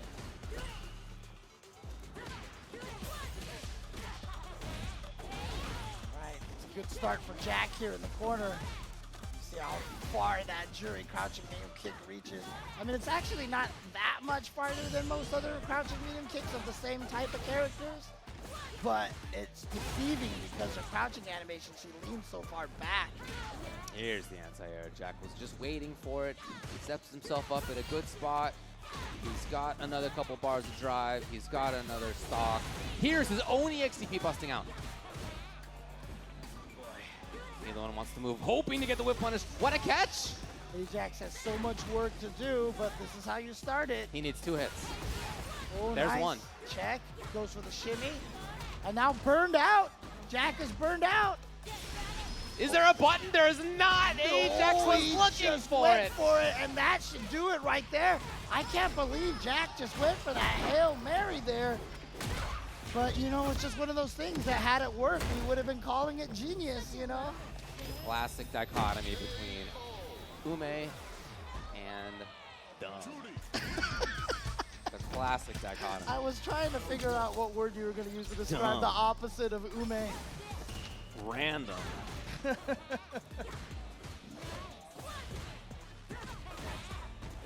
Ajax with the knockdown. Oh wow, Jack tried to challenge. Here's the Wow, grab. that's Think about how many parries there have been. It was way farther than I thought, but Jack gonna get the cross up. Just wait. Okay. Okay. Fades out the DP. We've definitely seen Ajax go for that a bunch. There's that meaty fireball. Gotta respect that. Really? He did not want to get burned out. Interesting. Okay. And a catch. Ajax could get on the approach. What a jump in early enough, and he will get the round. It's going to be match point, Jack. 2-2 here. Ajax needs to win 2 rounds in a row here to stay alive and get to grand finals. Otherwise, just one more round here for Jack, and he should be able to get there. And this is a great start, getting the drive rush combo. No commitment. He was hoping to see something out of Jack. Nothing came. Slower approach than usual. Parry. Back throw, trying to side switch. Wow, wasn't expecting the meaty, heavy Fuha attacks right there. Okay. Happened to be the right time. Jack's got a great situation now. He Oh, he finds thought the he was gonna hit. throw. No. Hold on a sec. But look at the life lead for Jack right now. Oh, I love the delay by using that dive kick. Yeah, Jack still feels comfortable, I'm sure. Here's the knockdown. Now, the most important thing right now for Ajax is he has that meter ready to potentially go for the level 2, so he can go for some resets and mix-ups. That's true, and Jack is burned out, although he's pumping for DP. You can see the down forward. No activation Grab on is the gonna level. do it. Ajax would not activate the level 2. He did not believe in it, that he would be able to get that mix-ups, and so unfortunately it's gonna go down, but very, very close matchup between these two players, very much on the same strength level there. Yeah. So, Yeah. but Both one of them very had strong. to lose to a jury of his peers, so you know it happened. Pound the gavel. Bah! He's got his glasses on again. He's out of it. All right, so that's winners finals. Grand finals, where it's going to be Jack in winner's side. He will only need to win 1 3 out of 5 set. And in losers finals will be Ajax Fidelity waiting. Now, losers semis is going to be Mono versus Todakai. And if you had honestly told me before this tournament, David, pick 4 of your favorites. Who is most likely to take this tournament? These are the 4. Yep. This is what I would have said. There are lots of other strong players in here for sure, but if I had to name 4, yeah, it's Jack, it's Ajax Fidelity, it's Todakai, and it's Mono. Those are the 4 that have had the most international success as well. You know, all these players have, not Todakai, but all the other players have made it onto like Street Fighter League at one point in time. So again, the most well-traveled players over here, and yeah, no surprises here that it is the top 4. There you go. Expect that soon, but first, we're gonna take a quick break. We'll be back with the matches in just a bit here at First Attack. Welcome back, everybody, to First Attack 2023. We've got 4 more players left here in Street Fighter 6 Top 8. My name is James Chen. Hey, I'm Ultra David, and it is those 4 that we were talking about before that I felt had the best chance to win this tournament even before it started, who remain in the bracket. We're going to go to loser semis. Mono and Todakai will be up here sometime in the future, and when they are, then they'll play a match of Street Fighter 6, and we'll see who wins, but nobody's up there. So eventually... Mono's got some work to do. Is he doing anything this weekend? He might have some work to do. You can see him walking up to the stage right now. Well, we can see him walking up to the stage right now. And there is Todakai with him as well. And, you know, we did see Mono during the break, and he definitely said there will be 0 chance of using Aki. Sure. It's ironic because they showed Aki beating up on JP in the trailers. And, did they? That was aspirational. And that was not what it turned out to be. Yeah, there you go. See Mono on the right side. I think otherwise the tournament's done. We're just kind of hanging out at this point, running the rest of this thing. Of course, there's a lot of other things going on. And so as the overall, you know, event dude, it's not just fighting game tournaments that are happening, but pretty much chilling at this point. So yeah, again, good for him that he's still in this tournament. One of the things is, I mean, if you don't know and you think First Attack, oh, it's a fighting game tournament, there's a lot of stuff that's going on here. There was an Apex Legend tournament over there. Over onto the side to our right, all the way over there was a bunch of TCG tournaments as well. Yeah, They're running a bunch of TCG events. And so they do all sorts of stuff here at First Attack. It's not just fighting games. And, you know, a lot of the island likes to come out here and, you know, compete in these esports. Totally. Lots of good players out here. Todakai sitting down, getting ready to go. JP will be his choice. You can tell he wasn't entirely happy with how his winner's side match went versus Ajax Fidelity. It was 3-0 for Ajax. Yeah, I was talking to him, and he was mentioning, you know, that there was really only one major execution error that he had. Okay. But, yeah, he said that there's just something that he has trouble doing on any controller, essentially. Okay, fair enough. So, yeah. And he was like, you know what, I'm just not going to try to go for that again. Right, that makes sense. Yeah. Only do it. A hint into who he'll be playing. And a hint into who Todakai will be playing, Garfield? It's going to be JP. I mean, why is Mono always going up against Garfield? Garfield is completely anti-Mono in this tournament so far. He has been on the side of his opponents this entire time. What's up with that cat? Yeah. Still a lot of people out here cheering and rooting for Mono. Sure, that makes sense. Obviously, Todakai, the outside foreigner here. Invaders. Yeah, one of them. From, the other one's Panama. Waiting in winner's finals. Sorry, in grand finals now, JAK. That's right. That's right. 2 Puerto Ricans left. One player from the U.S. Yep. 1 player from Panama. Yep. 1 United States scene. BJ, of course. It's going to be JP yet again. This is 3 out of 5 naturally, and winner will play against Ajax Fidelity, a player that they both have had quite a bit of experience against. Ajax versus Todakai just earlier today, of course, and Ajax Fidelity and Mono have played who knows how many numbers of times. We're coming in. Let me hear you for this top 4 losers semifinals match. Showtime, baby. And again, it's the 4 letters, D, J, and JP. Starting right away with an OD Ghost. And Mono just drive rushed right into it. I mean, I can't imagine DJs that would start the round just by drive rushing right in. Only I got good neutral. Does round start drive rush. Oh, nice movement. Yep, scout right under DJ, get out of there. The anti-air's on deck. Landing in a crouch, falling into the ghost. Getting past the ghost, that was great. Oh, smart. Yeah, just has that ready to go. He was burned out. Said, you know what, I need to get out of this situation. Let's just bust out this level 1. There we go.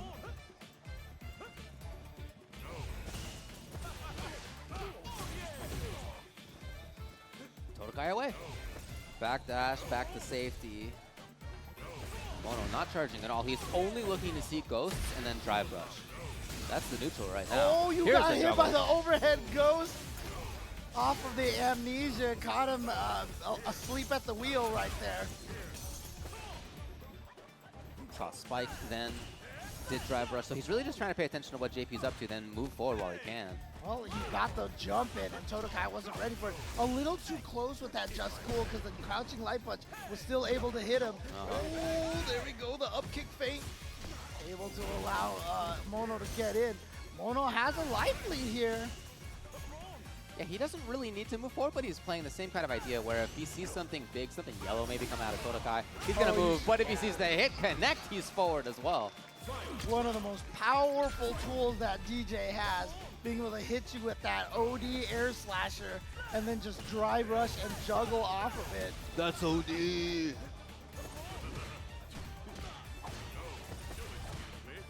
Under the snake, it's Todakai moving and then back, not over pressing, being a little bit more patient now.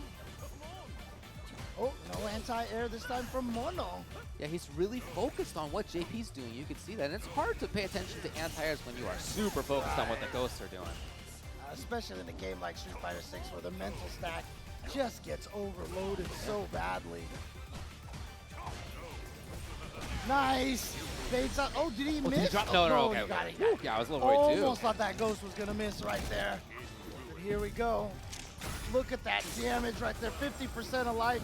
Setting up, wow, I don't even know what happened there, but look at this, finding the gap and getting the level 2 on the side swap as well. But he is burned out, unfortunately. Todakai's trying to take advantage if you see him calling out movement. He's not always right though. Mono's done a great job at not always moving forward, being patient. Yep, and again, that's the mix. Oh man, like I said, people are all just waiting for that. Oh man, what a combo this is. Yeah, that always cracks me up. Oh, good throw tech from Todakai. Oh wow, if he had thrown the heavy one, I think that actually would have worked. You're probably right. Oh no, that's a lot of damage right there. And it burned out because it was the punish counter and the OD ground spike having enough active frame to catch that jump. And height to it. It really goes up there. Oof. Is Todakai okay? That's OD. Yeah, he'll be fine. Yeah, really interesting match, seeing how Mono's trying to deal with Todakai's neutral, JP's ghosts. Oh, nice, I love it. Obviously, the just cool dash is projectile invul. Yeah, but it's important to challenge. Not just always get got by those things. Right.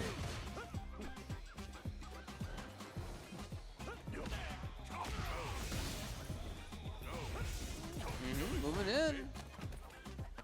Navigating the ghost, navigating the buttons. Todakai still, though, has a life lead. And I really like how he's playing. He's just at a comfortable spot in mid-range. And you mentioned it, how Mono is just trying to see what Todakai is doing so much. Did you see that sequence where Todakai just like walked almost the entire half the screen and unimpeded? Yeah, when Mono is paying too much attention to what the ghosts are doing, that means that he's not actively playing footsies. Right. Oh, there's a just cool punish counter. Going to allow him to go for a lot of... where are you going? That button's so good at sniping people out of the air. But the back throw from Todakai, and now fortunes have reversed here for Mono. Great timing. Happened to get right past the cane. Mono with big damage. He's moving forward. Pressure. And he has done that many times. One jab, then backs off. Here he's through. There we go. Doesn't need to finish the whole thing. I'm always curious which one they do. Did he do the level? Did he do the light one just to make it easier? You know.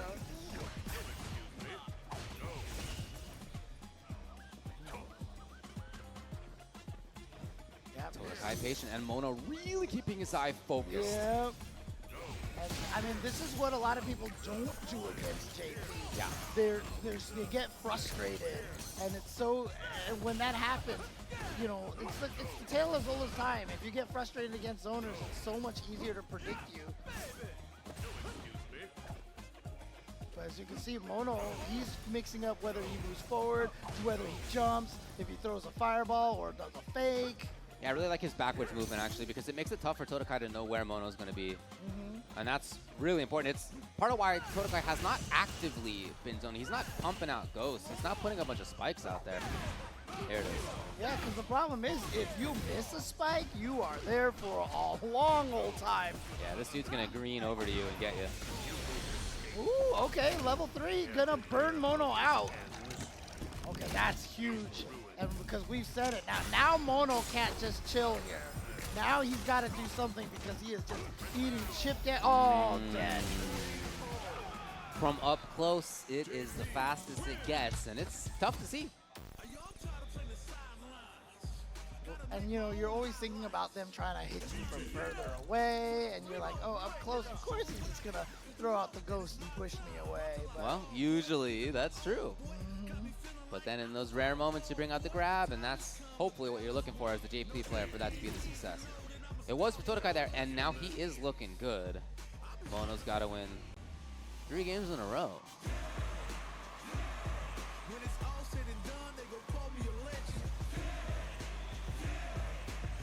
And he's had good ideas, but at the same time, I really like how Todakai has obviously understood what Mono's going for and has been playing a bit of a different style than you oftentimes see. He plays just less active. He's more patient. He waits a lot more.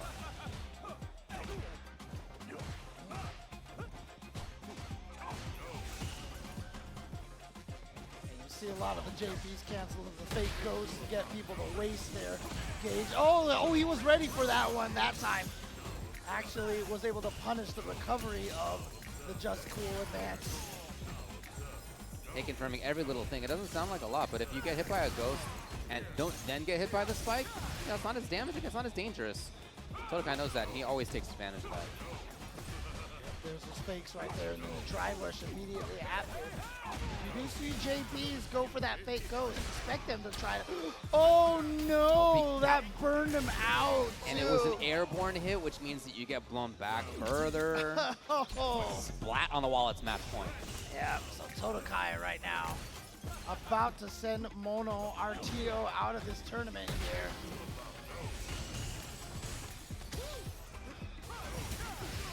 There we go. Huge chance for Mono. He's got the corner, and he's rarely had the corner, so this is important. This is key to take advantage of. Oh, yep, and then the one time he tries to go for the OD amnesia, Mono calls it out. I mean, look at this. He can do the level 1 still. I mean, he gets almost 5,000, he's like 4,400 damage for a level 1. 5 bars, to be fair, sure, but still, for a level 1 to get that much, it's crazy.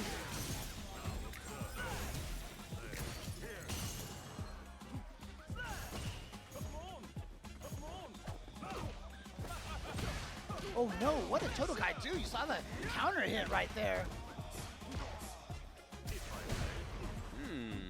A little bit differently in neutral now.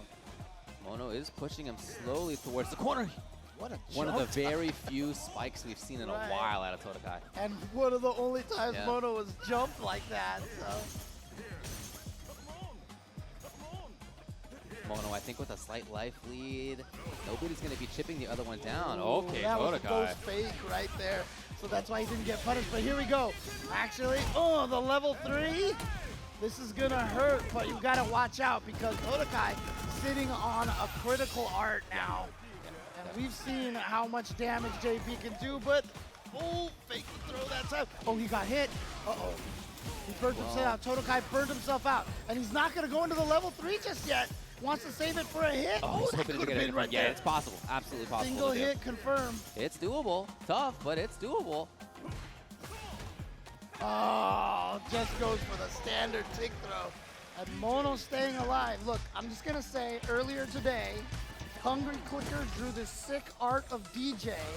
You know he always draws the tournament winners. I'm wondering if he's trying to be prescient here. Maybe he knows something that the rest of us don't.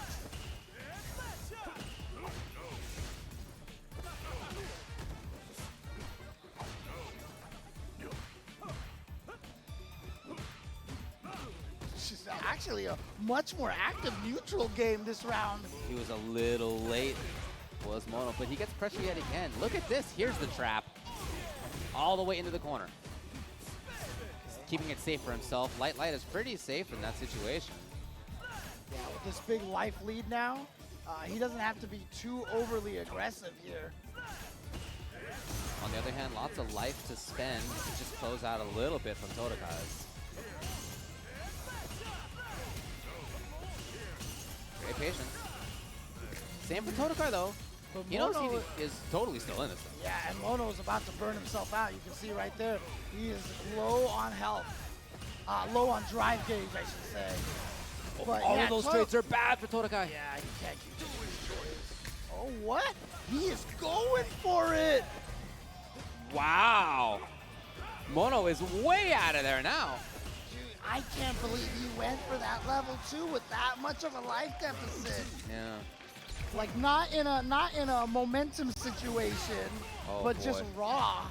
And although Mono didn't get that big combo, this still looks quite different than it did in the previous couple of games. And I feel like Todakai is the one who has changed. Yeah, he's jumping more. We've seen Spike a couple of times. We've seen him take some risks in neutral. And not big risks, to be fair, but they weren't ones that he was taking earlier. There's that trade again, but when the life is fairly even like that, not sure if that's the trade that you want to take. Especially since Mono right now, well, actually, never mind. He's gained a lot of that drive gauge back. Yeah. Oh, that thing reaches so far. Oh my god. He had tried to press roundhouse, that would have been sick. It doesn't hit low very well, so you can kind of crouch under it at ranges like that.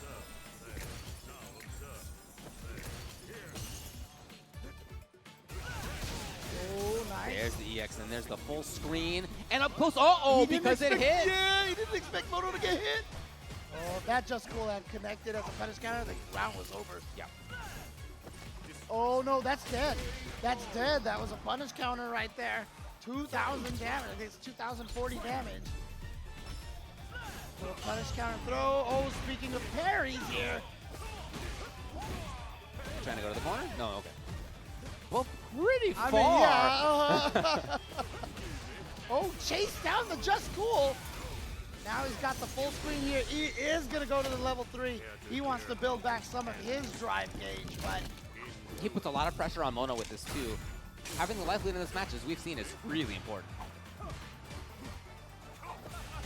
Oh, what that was a whiff punish. He's got the level 3, and now he's going to burn Todakai out. Todakai does not have drive after this. He doesn't have super either. So a drive impact is done right there. Oh, it's not close enough. Oh my god. But this is it. Yeah, that was it. As soon as the knockdown came, that was it. Mono Mono capitalizes, and now it's 2-2. Was there enough time to get the regular amnesia out, perhaps? Maybe. Because that's always at least an option there. It is a few frame startup, but maybe. Well, it didn't happen, and it's 2-2 tied. Again, I feel like Todakai's playing it a little bit differently as this has gone on, and not in a better way for him. Here it is. Oh no, he got greedy.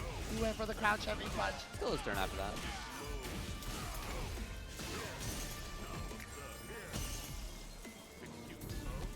Oh no, again, that 2,000 damage. And Mono was almost burnt out. Look at that conversion. Wow, regular.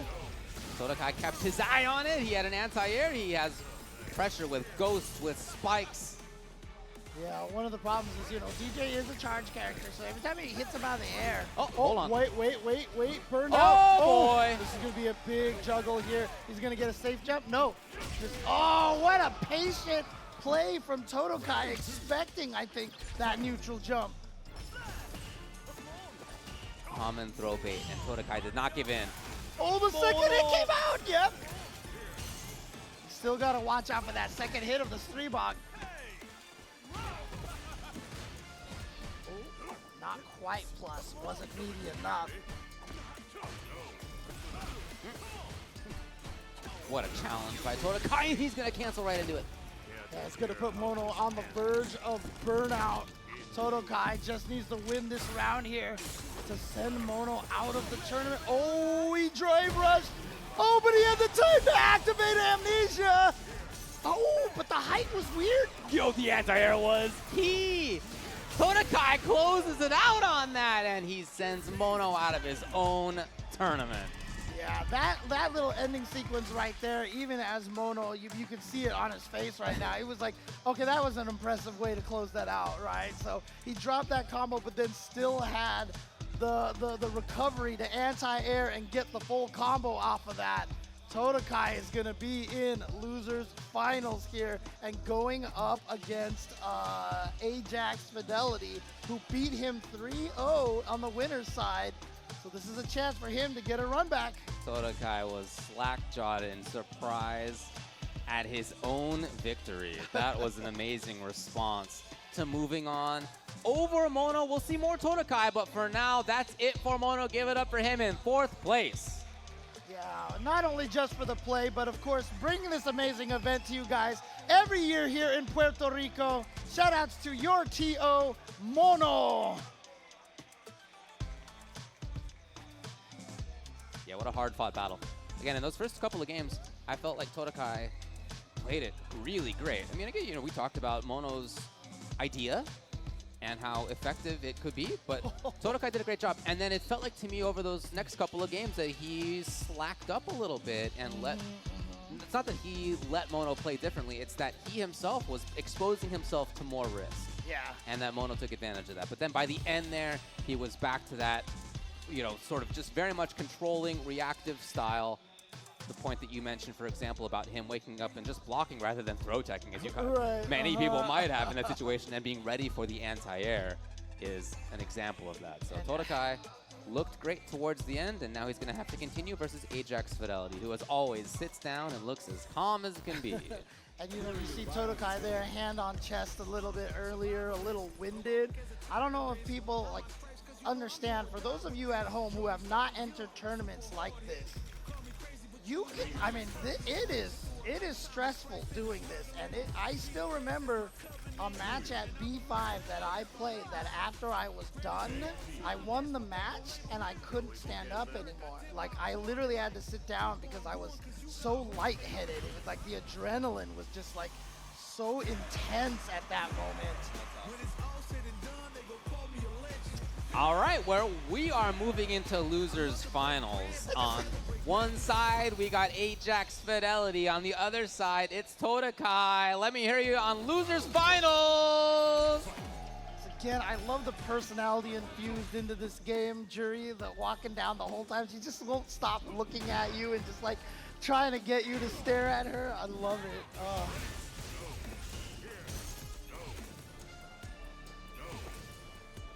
Some of these characters, you know how much. Oh, that was too far. That was too far. Oh yeah, and there you go. One of the powers that Juri has is drive rushing from across the screen. Yep. Oh boy. Let's hope this is for Todakai, that this is not a repeat of what we saw on the winner side of the bracket. Which was a 3-0 in favor of Ajax Fidelity, and Ajax starts it off strongly. Yeah, starting to look quite similarly here. Back throw? No. Actually goes to the couch heavy punch, but didn't really get a full combo off of that at all. So again, Todakai seeing some execution errors here. Oh, sick. He could have killed probably with that level 3. Okay, he's gonna hold on to it. Yeah, and he's got such a life lead, maybe hoping to save that meter for the next round, but I think he's hoping that, but this is not a good look right now. Especially, does Ajax go for, okay, maybe a level 2, I was thinking for mix-up. Oh no, he could just go for the level 3 right here, and that's it. Todakai got greedy, and that happens a lot. It really does.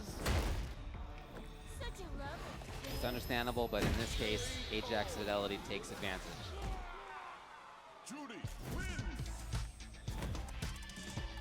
And again, just unflappable. Look at Ajax Fidelity on the right side of your screen. Come on. Yeah, I know. He's just hanging out. I just talked about the nerves and all that stuff, and Ajax like, oh, what you're talking about. Well, that's part of why he's strong. Yeah. Having that mentality is not easy to do. No. You definitely have to be built a certain way. And in fact, Once again, I'm going to mention it, but RIP to Ari Weintraub Flo. You know, as an example, as a player who had trouble handling that kind of situation, like he had that kind of reputation for the float, of course. But still, outside of tournaments, he was one of the greatest fighting game players of all time. Got a little weird there for Todakai, who recovers. Snipes out of the sky, not making it easy right now for Ajax Fidelity to move forward. Oh, that's a whip punish. Oh, it didn't go for the cancelable heavy punch. Maybe didn't think that would be in time. Yeah. Oh! Good work. Oof.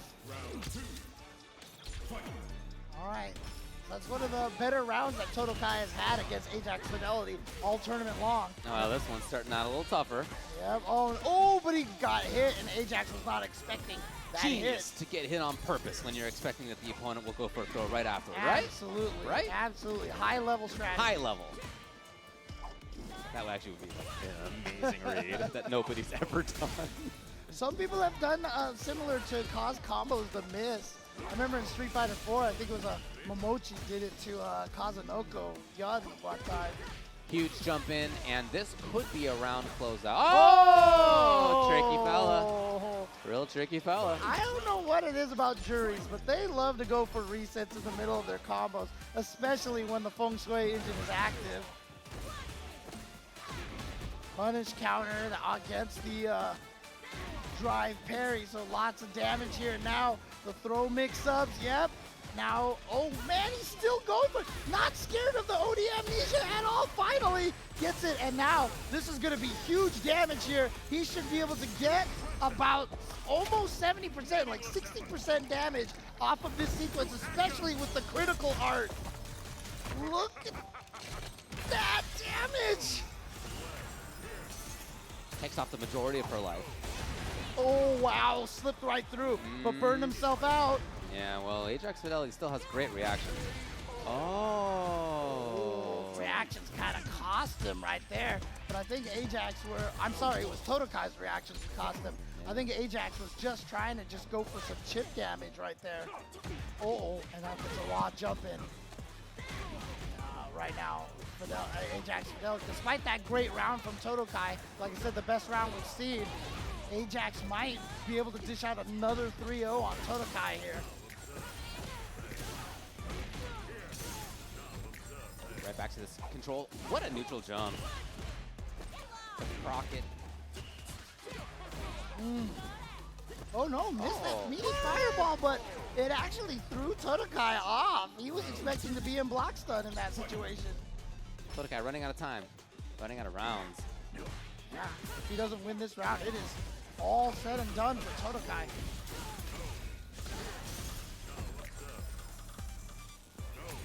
That would mean Ajax would get his chance for a run back against JAK. Level 2. Oh boy, here You we can get go. tricky with this. Yep, let's see what he goes for. He goes for the safe jump setup. Nothing from Todakai, just patience.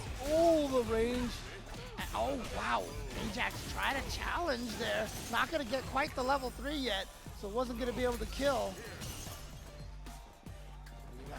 Oh, boy. Here we go. Knockdown. What the heck was that? The reset into the overhead. Ajax stealing the round off of another just errant. I mean, I don't even know if that was an execution error. He just like kicked and it went the wrong way or something. He might have been on the wrong side briefly there. Ooh, but there it is. Yeah, unfortunate way to go out, of course, for Todakai. That means that Ajax Fidelity moves on, and as you mentioned, he will get the run back versus JAK, versus Moist JAK in Grand Finals. It was 3-2 last time. We'll see what the next one is like, but as he walks off stage here, everybody give it up for Todakai. Yeah, one of the foreign players here coming all the way from Panama. And now Ajax Fidelity still remaining as the last Puerto Rican player here for the home crowd to cheer for. But can JAK come here from America, from the Midwest, down here to first attack and steal this tournament from the Puerto Ricans? Honestly, great showing from Brilling, Both of them so Brilling, far. Garcia, Garcico, let's go. Sorry. It's not often been the case that in grand finals of the Street Fighter tournament at first attack that there is a Puerto Rican in it. So good work to Jack, to Ajax Fidelity for getting into this position. And the years that I kind of remember it happening, it's usually Mono is the one that's there. A lot of times it's like Mono versus Kaba or something.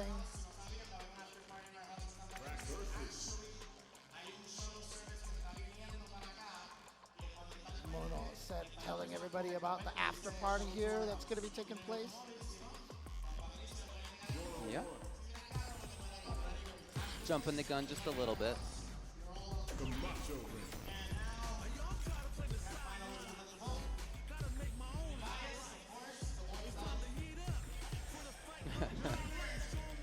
Mono saying he's a little bit biased in terms of who he's rooting for here. You can understand that. Coming from winner's side, if you're out there and you support JAK, let me hear ya. A pin dropped. Okay, there's one. All right. And coming from the loser's side, if you support Ajax Fidelity, let me hear ya. That was like seriously 0 and 100. You know? Okay. Ajax definitely knows he's got the crowd on his side. But JAK has the experience here. He knows he's already taken Ajax out once. And it is going to be the Juri mirror. As expected. I don't know if either of these players has a backup character. Ajax Fidelity once again in the... actually, I'm not sure who's which color right now. Ajax Fidelity in the darker color, and JAK in the white pants. Okay. Just want to make sure that those were the sides that they were playing on as well. There we go. Hey. Different timings to the interruptions coming here. Quarter push, goes for the fake with that crouching light punch, trying to bait out a potential wake up DP. Now Ajax Fidelity. Oh, got a cross up, and it was a punish counter on the recovery of the drive parry. Hey. Okay, Ajax taking round number 1, getting first blood here in this grand finals. But remember, gotta send JAK to loser's bracket first, so he's gotta win 3 out of 5, and then win another 3 out of 5. And Just the Kid definitely wants to try to end this here. And now what?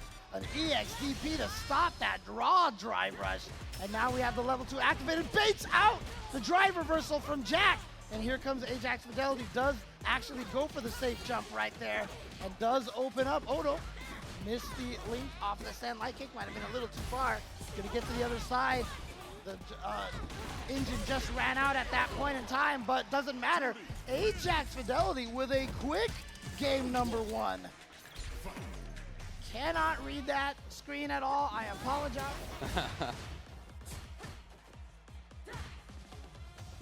It's the way lighting works. Sorry. Ajax 1 game up over JAK here in this first set. And they had a lot of the audience right there cheering for him.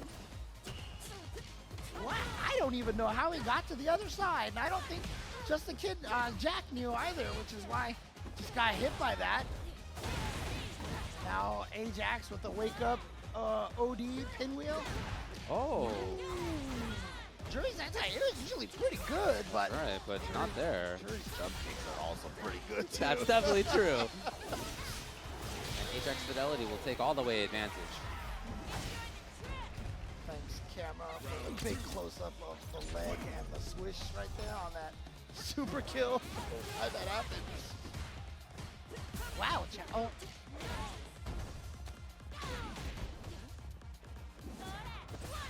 Yep, there's that projectile into the drive rush. Builds up one. Actually, JAK has 2 Fuha stocks right there. Spent one of them. Yeah, that's minus on block if you do not cancel it into the fireball. Okay. In general, Ajax Fidelity has not given into that. The button and then parryable button after that. Having seen that JAK parried so many times in the first set that they played, I thought he had made the adaptation, but maybe he had thought that too and was trying to get away with the next. Yeah, but crazy right There now. it is, right? Not going for parryable stuff. Just the Kid Adaptation is here for Ajax for sure. Yeah, just a kid with that it was a 3-2 win on the winner's side, but Ajax looking strong here, already one game away from the potential reset. Yeah, I think he really learned a lot from that last one that they played. Yeah, no, I feel one of his big strengths, adaptation. That said, I feel the same way about Jack, so it may be now that he'll change things up. We'll see what he goes for. Tried to go for that throw and got punished pretty badly for it, now stuck in the corner over here.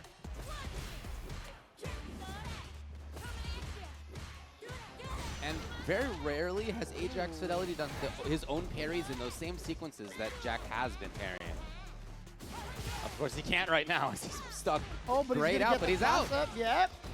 Now, oh, we saw Ajax go for that a couple of times earlier in the tournament. Now Jack pulling off the anti-throw tech right there with Juri.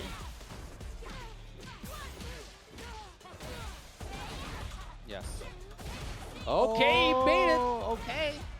So that means Ajax gonna get the knockdown. Doesn't go for the meaty fireball there. No, he's all right. Not even gonna have to spend any super for this. This is only drive gauge for the kill on that round, and to put himself at reset point already.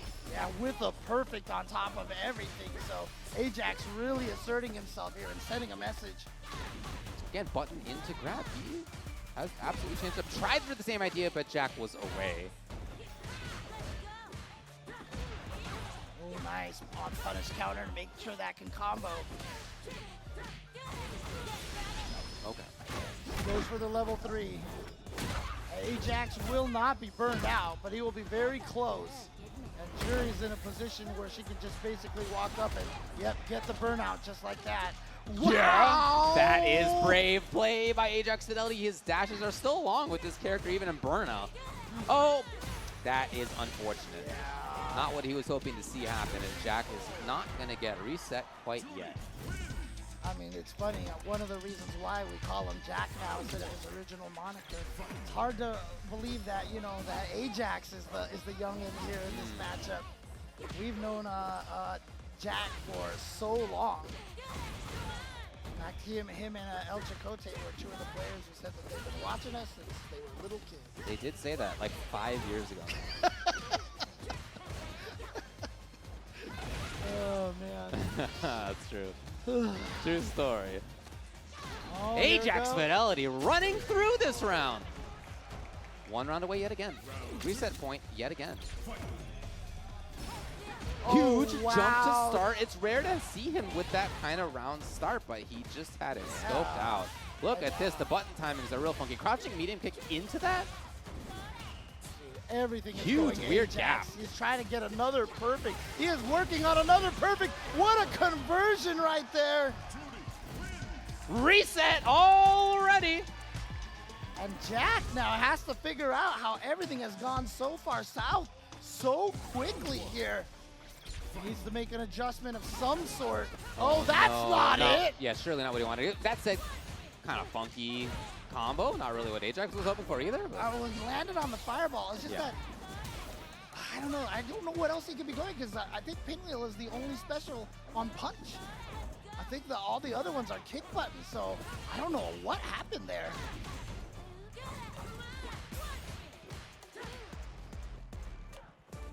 Back to neutral. Maybe Jack just feels more comfortable here. Oh, Chased. Again, these weird timings are effective right now for Ajax Fidelity. Twice in a row, just going for the delayed meaty, it almost looks like. Yeah, Jack is getting a little bit antsy. All right, well, good start. Decent start for him, and yeah, now just busting through. But I like that drive reversal from Ajax, kind of trying to stave off the pressure a little bit and trying to bring it back to the knee. Oh, he's second time he's done this.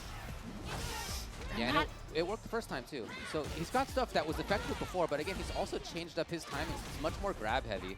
And when he does go for a block string, it's at like real weird timings.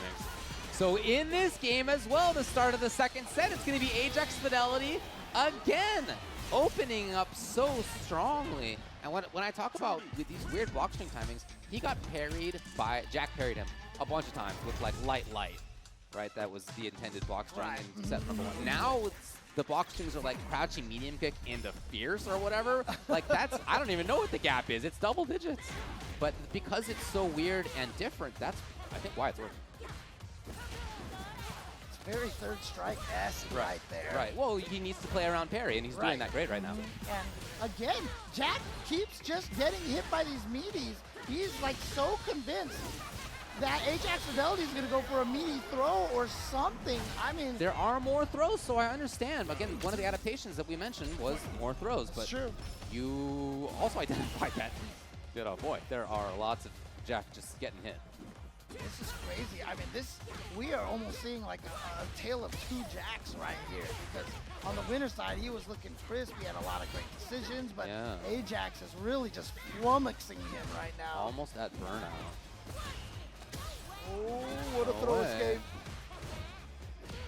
Hey, a chance for Jack maybe to build on something. Here's the grab. Yeah, winning neutral finally in this situation here. Oh, not this time. Ajax Fidelity went for a shimmy right there. Love the check, even with the standing medium punch, which basically has no range, but Jack is almost burnt out again. Actually, they're both almost burnt out. Again, you see the block string that Ajax gave him there? It was a really weird parry time if there was going to be anything. Oh, sneaks in the dash. Very Street Fighter 5-esque there, but here we go. Jack gets the hit, level 1. Is this gonna kill? No, it is not. But he is so close here, but he's the one that's burned out. Ajax, what? And it was a counter hit, so it knocked down again. What a block! Oh. Ajax burned himself out for that. Oh, it's not quite in time. Oh, watch out for the drive it back. Oh, he threw him. He thought he was gonna drive it back. Oh no, the hit connects it to the level 3 just like that, and suddenly, from loser's side, only one game stands between Ajax Fidelity and taking first attack 2023. And the best thing about it is, look at Ajax. I mean, that is like pre-streaming Daigo right there. You know, there was just no facial expression. When he made that comeback, he just had like a little smirk and that was it. It was definitely a very villain smirk here, but look at this. Jack starting off with the perfect parry and then the counter pokes here, so looking good. And now getting another crouch medium kick and a drive cancel, but he's almost burnt himself out here again. So Jack coming back strong here at this third match, but is Ajax going to be able to 6-0 Jack here in Grand Finals? Which, I mean, if I was a betting man, I'm broke now. Nice recovery. Okay, it's not quite enough. So Jack is playing great. Yeah, his neutral was really good. He walked around strongly. He didn't give in to some of the same urges he had had before. So again, I really respect his ability to adapt too.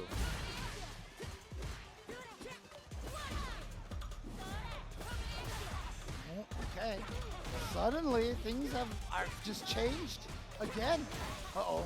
Okay, Ajax trying to right this ship right now. Oh, interrupted the overhead. Good block from Ajax.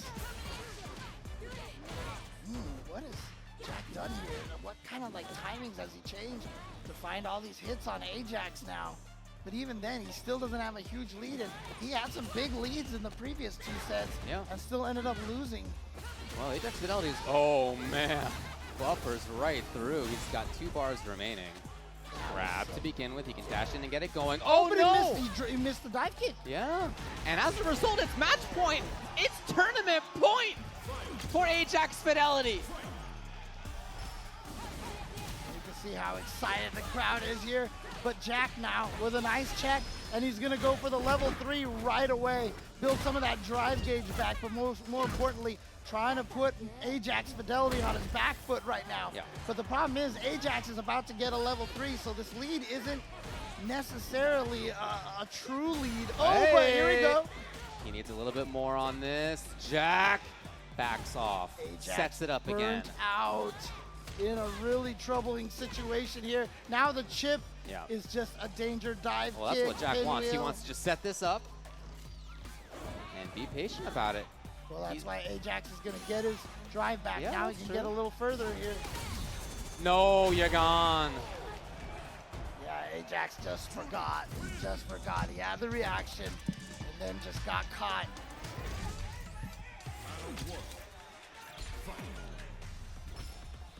Right. Oh, Okay, Ajax Fidelity now with a strong start here. Whenever he's had a strong start, it feels like it's been a pretty strong finish as well. But here comes JAK. Something clicked in JAK. I feel like he's just, yeah, see, look at this. The timings that he has, the button presses, the distances, the decisions he's making are looking a little more solid here. But like I said, we've seen Ajax Fidelity with many comebacks already.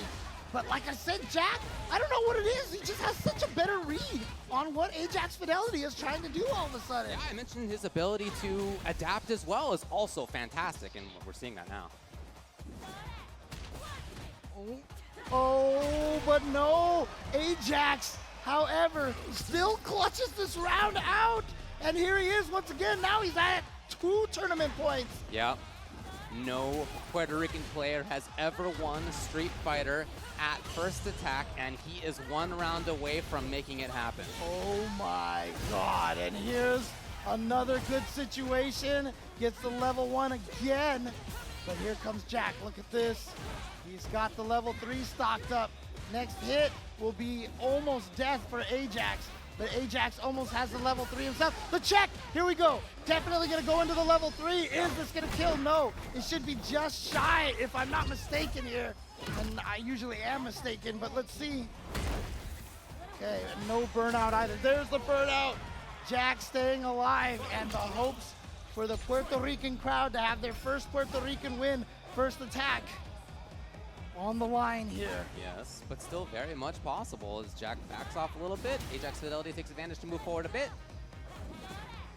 Neither one overcommitting. They both understand the stakes.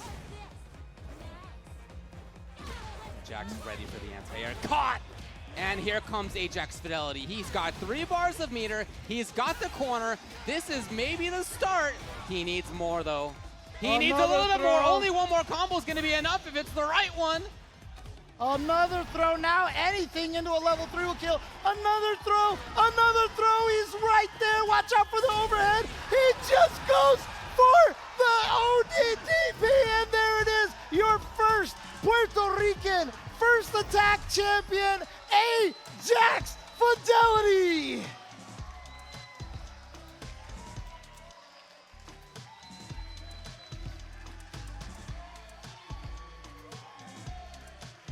Give it up for Ajax Fidelity! Part of Team Red Rooster, of course, Mono's team here. And you can see the elation with the crowd. Edwin is up there. Yeah, a real wunderkind, this kid, man. He has come out of the last few years as one of the absolute best players in this whole region. And again, I don't just mean the Caribbean, I mean the West, I mean NA, I mean the whole, this side of the world. I mean, really, he's one of the best that we have, and he is fantastic. Killing it out here for the Puerto Rican players. Yeah, like I said, second place in Dragon Ball Fighters earlier this weekend as well. And of course, as I mentioned, he was playing Tekken as well. So just such a multi-talented player here. And definitely. And of course, elation in the crowd for him as he goes around hugging everybody. Still up on the stage in second place. Can somebody make some noise for JAK?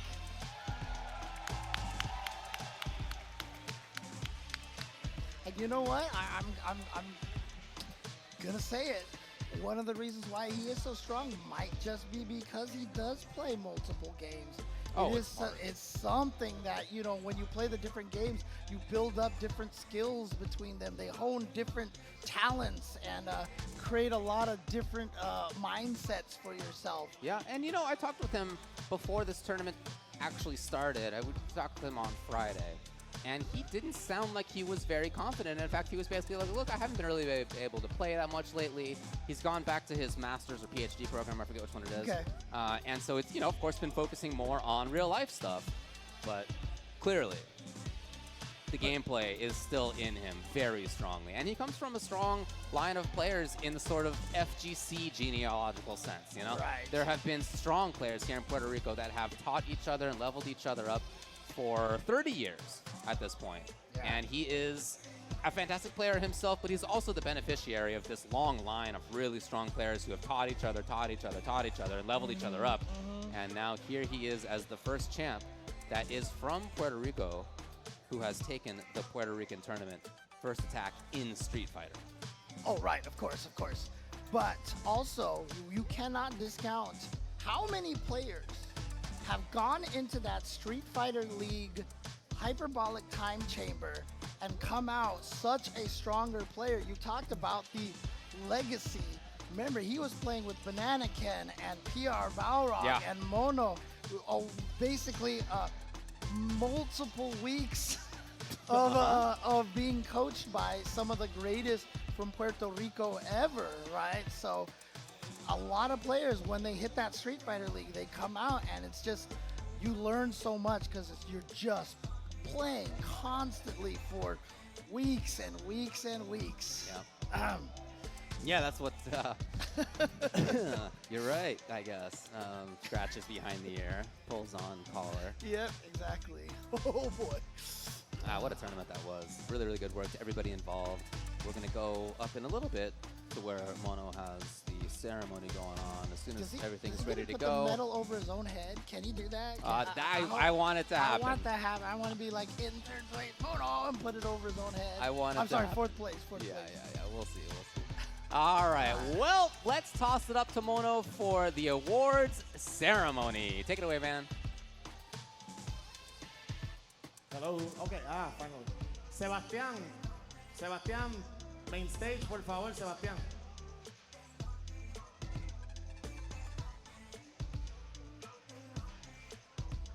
Bueno, primero que nada le quiero decir las gracias a todos los que asistieron a First Attack 2023. Thank you to everybody that attended First Attack 2023, 11th year.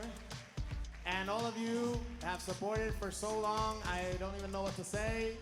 You guys have always been hype as but I really appreciate you guys supporting all these years. Every time the event keeps growing, every time more people in the community get together to help out with this event, because every time the team gets bigger, the event gets even better. So thank you to everyone that collaborated and worked at First Attack this whole weekend, and even before that with planning. So to all the TOs, head TOs, staff, registry, everyone, the sponsors, thank you. And with that being said, we're going to award our Street Fighter 6 top 8 for First Attack. So.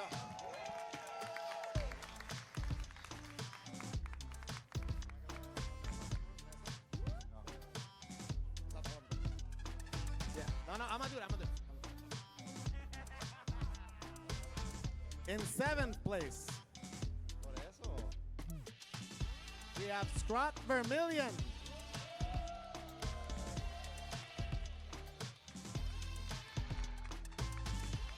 And also in 7th place, I'm gonna be a little biased, he rocked A.K.I the whole tournament.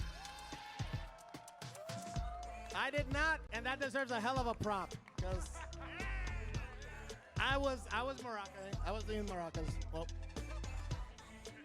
in 5th place, the guy who sent me the losers in the first place, but has the sickest cat Garfield meme that we'll ever have, Diegubis. Also, both teammates from BFL. Shout out to BFL and Bolillo. Thank you. Also in 5th place, my man Jackson and a Okay. I love the fact that you brought Jamie, but Red Rooster, PRBigButtJackson, everyone. And in 4th place, wait a minute.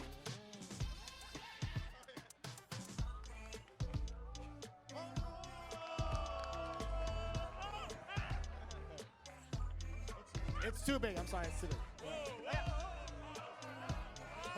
The hat. Thank you. Got 4th twice, 2 first attacks in a row, hell yeah. Okay. In 3rd place, all the way from Panama, and a hell of a good JP. Got top 24 at Evo, got top 3 at First Attack. Gran Todakai. And in 2nd place, coming back, 2nd year in a row, right? Is this 2nd year?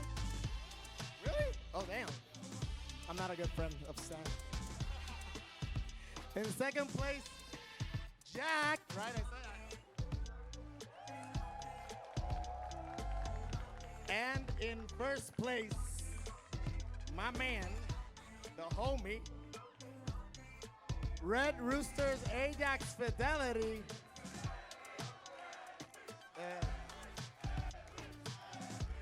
And with that, I want to say something else. So, ever since Street Fighter V, you guys, I love how the scene has grown. You guys have gotten more passionate with every game, not just Street Fighter, Mortal Kombat, Dragon Ball, Guilty Gear. And Fidelity, I met him in Dragon Ball, cooking with Frieza. And I remember he wasn't even playing 5 until I got him into the league, in the local league. And this guy, I can't say much. Like, I'm proud of him, of the fact that he has done so well. He's grown as a player. He's shown amazing talent. And I, with this, will say, with that, I'm just going to say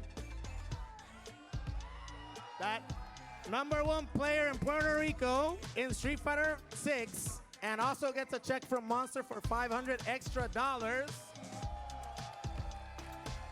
Red Rooster Ajax Fidelity. Now give a round of applause for all our top 8 for the amazing matches, for supporting, and that's not it. That's not all. That's not all. Wait a sec. There's one. Well, was one more sponsor. Wait. Since we're all going to our house, you already know that. Yep. Ocean App also gives you I don't know how you're going to carry all this, so I'm just going to leave it here. You can? Of course, you're a champion. This is an indirect message. This is an indirect message that what comes after this is what? I'm glad. Okay. Well, anyways, thank you everyone for supporting First Attack. I will see you next year. We'll be announcing the date later this week, so make sure to stay tuned for First Attack 2025. And Winter Clash 2024 will be our 10th anniversary. Winter Clash is also turning 10, so I hope to see you all in February or March. We'll be announcing the date soon. And that being said, thank you. Amazing play.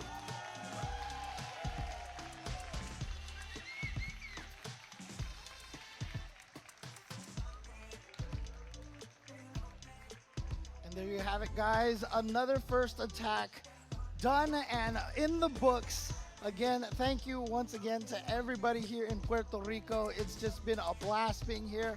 I know I missed this event last year due to unfortunate circumstances. And as soon as they offered to bring me back, I was like, please, because I love it here and I enjoy it so much. So thank you, everybody here in Puerto Rico. It's been a blast as always. Yeah, the event is great. Being in this area is great. Lots of stuff to do, lots of cool people to hang out with, lots of great food to eat, lots of great games to play, lots of casuals to be had. It's been an awesome weekend all around. Thanks to everybody for watching, both here in person and also at home on the stream. It's been a blast, and like Mono says, we'll catch you at First Attack 2024.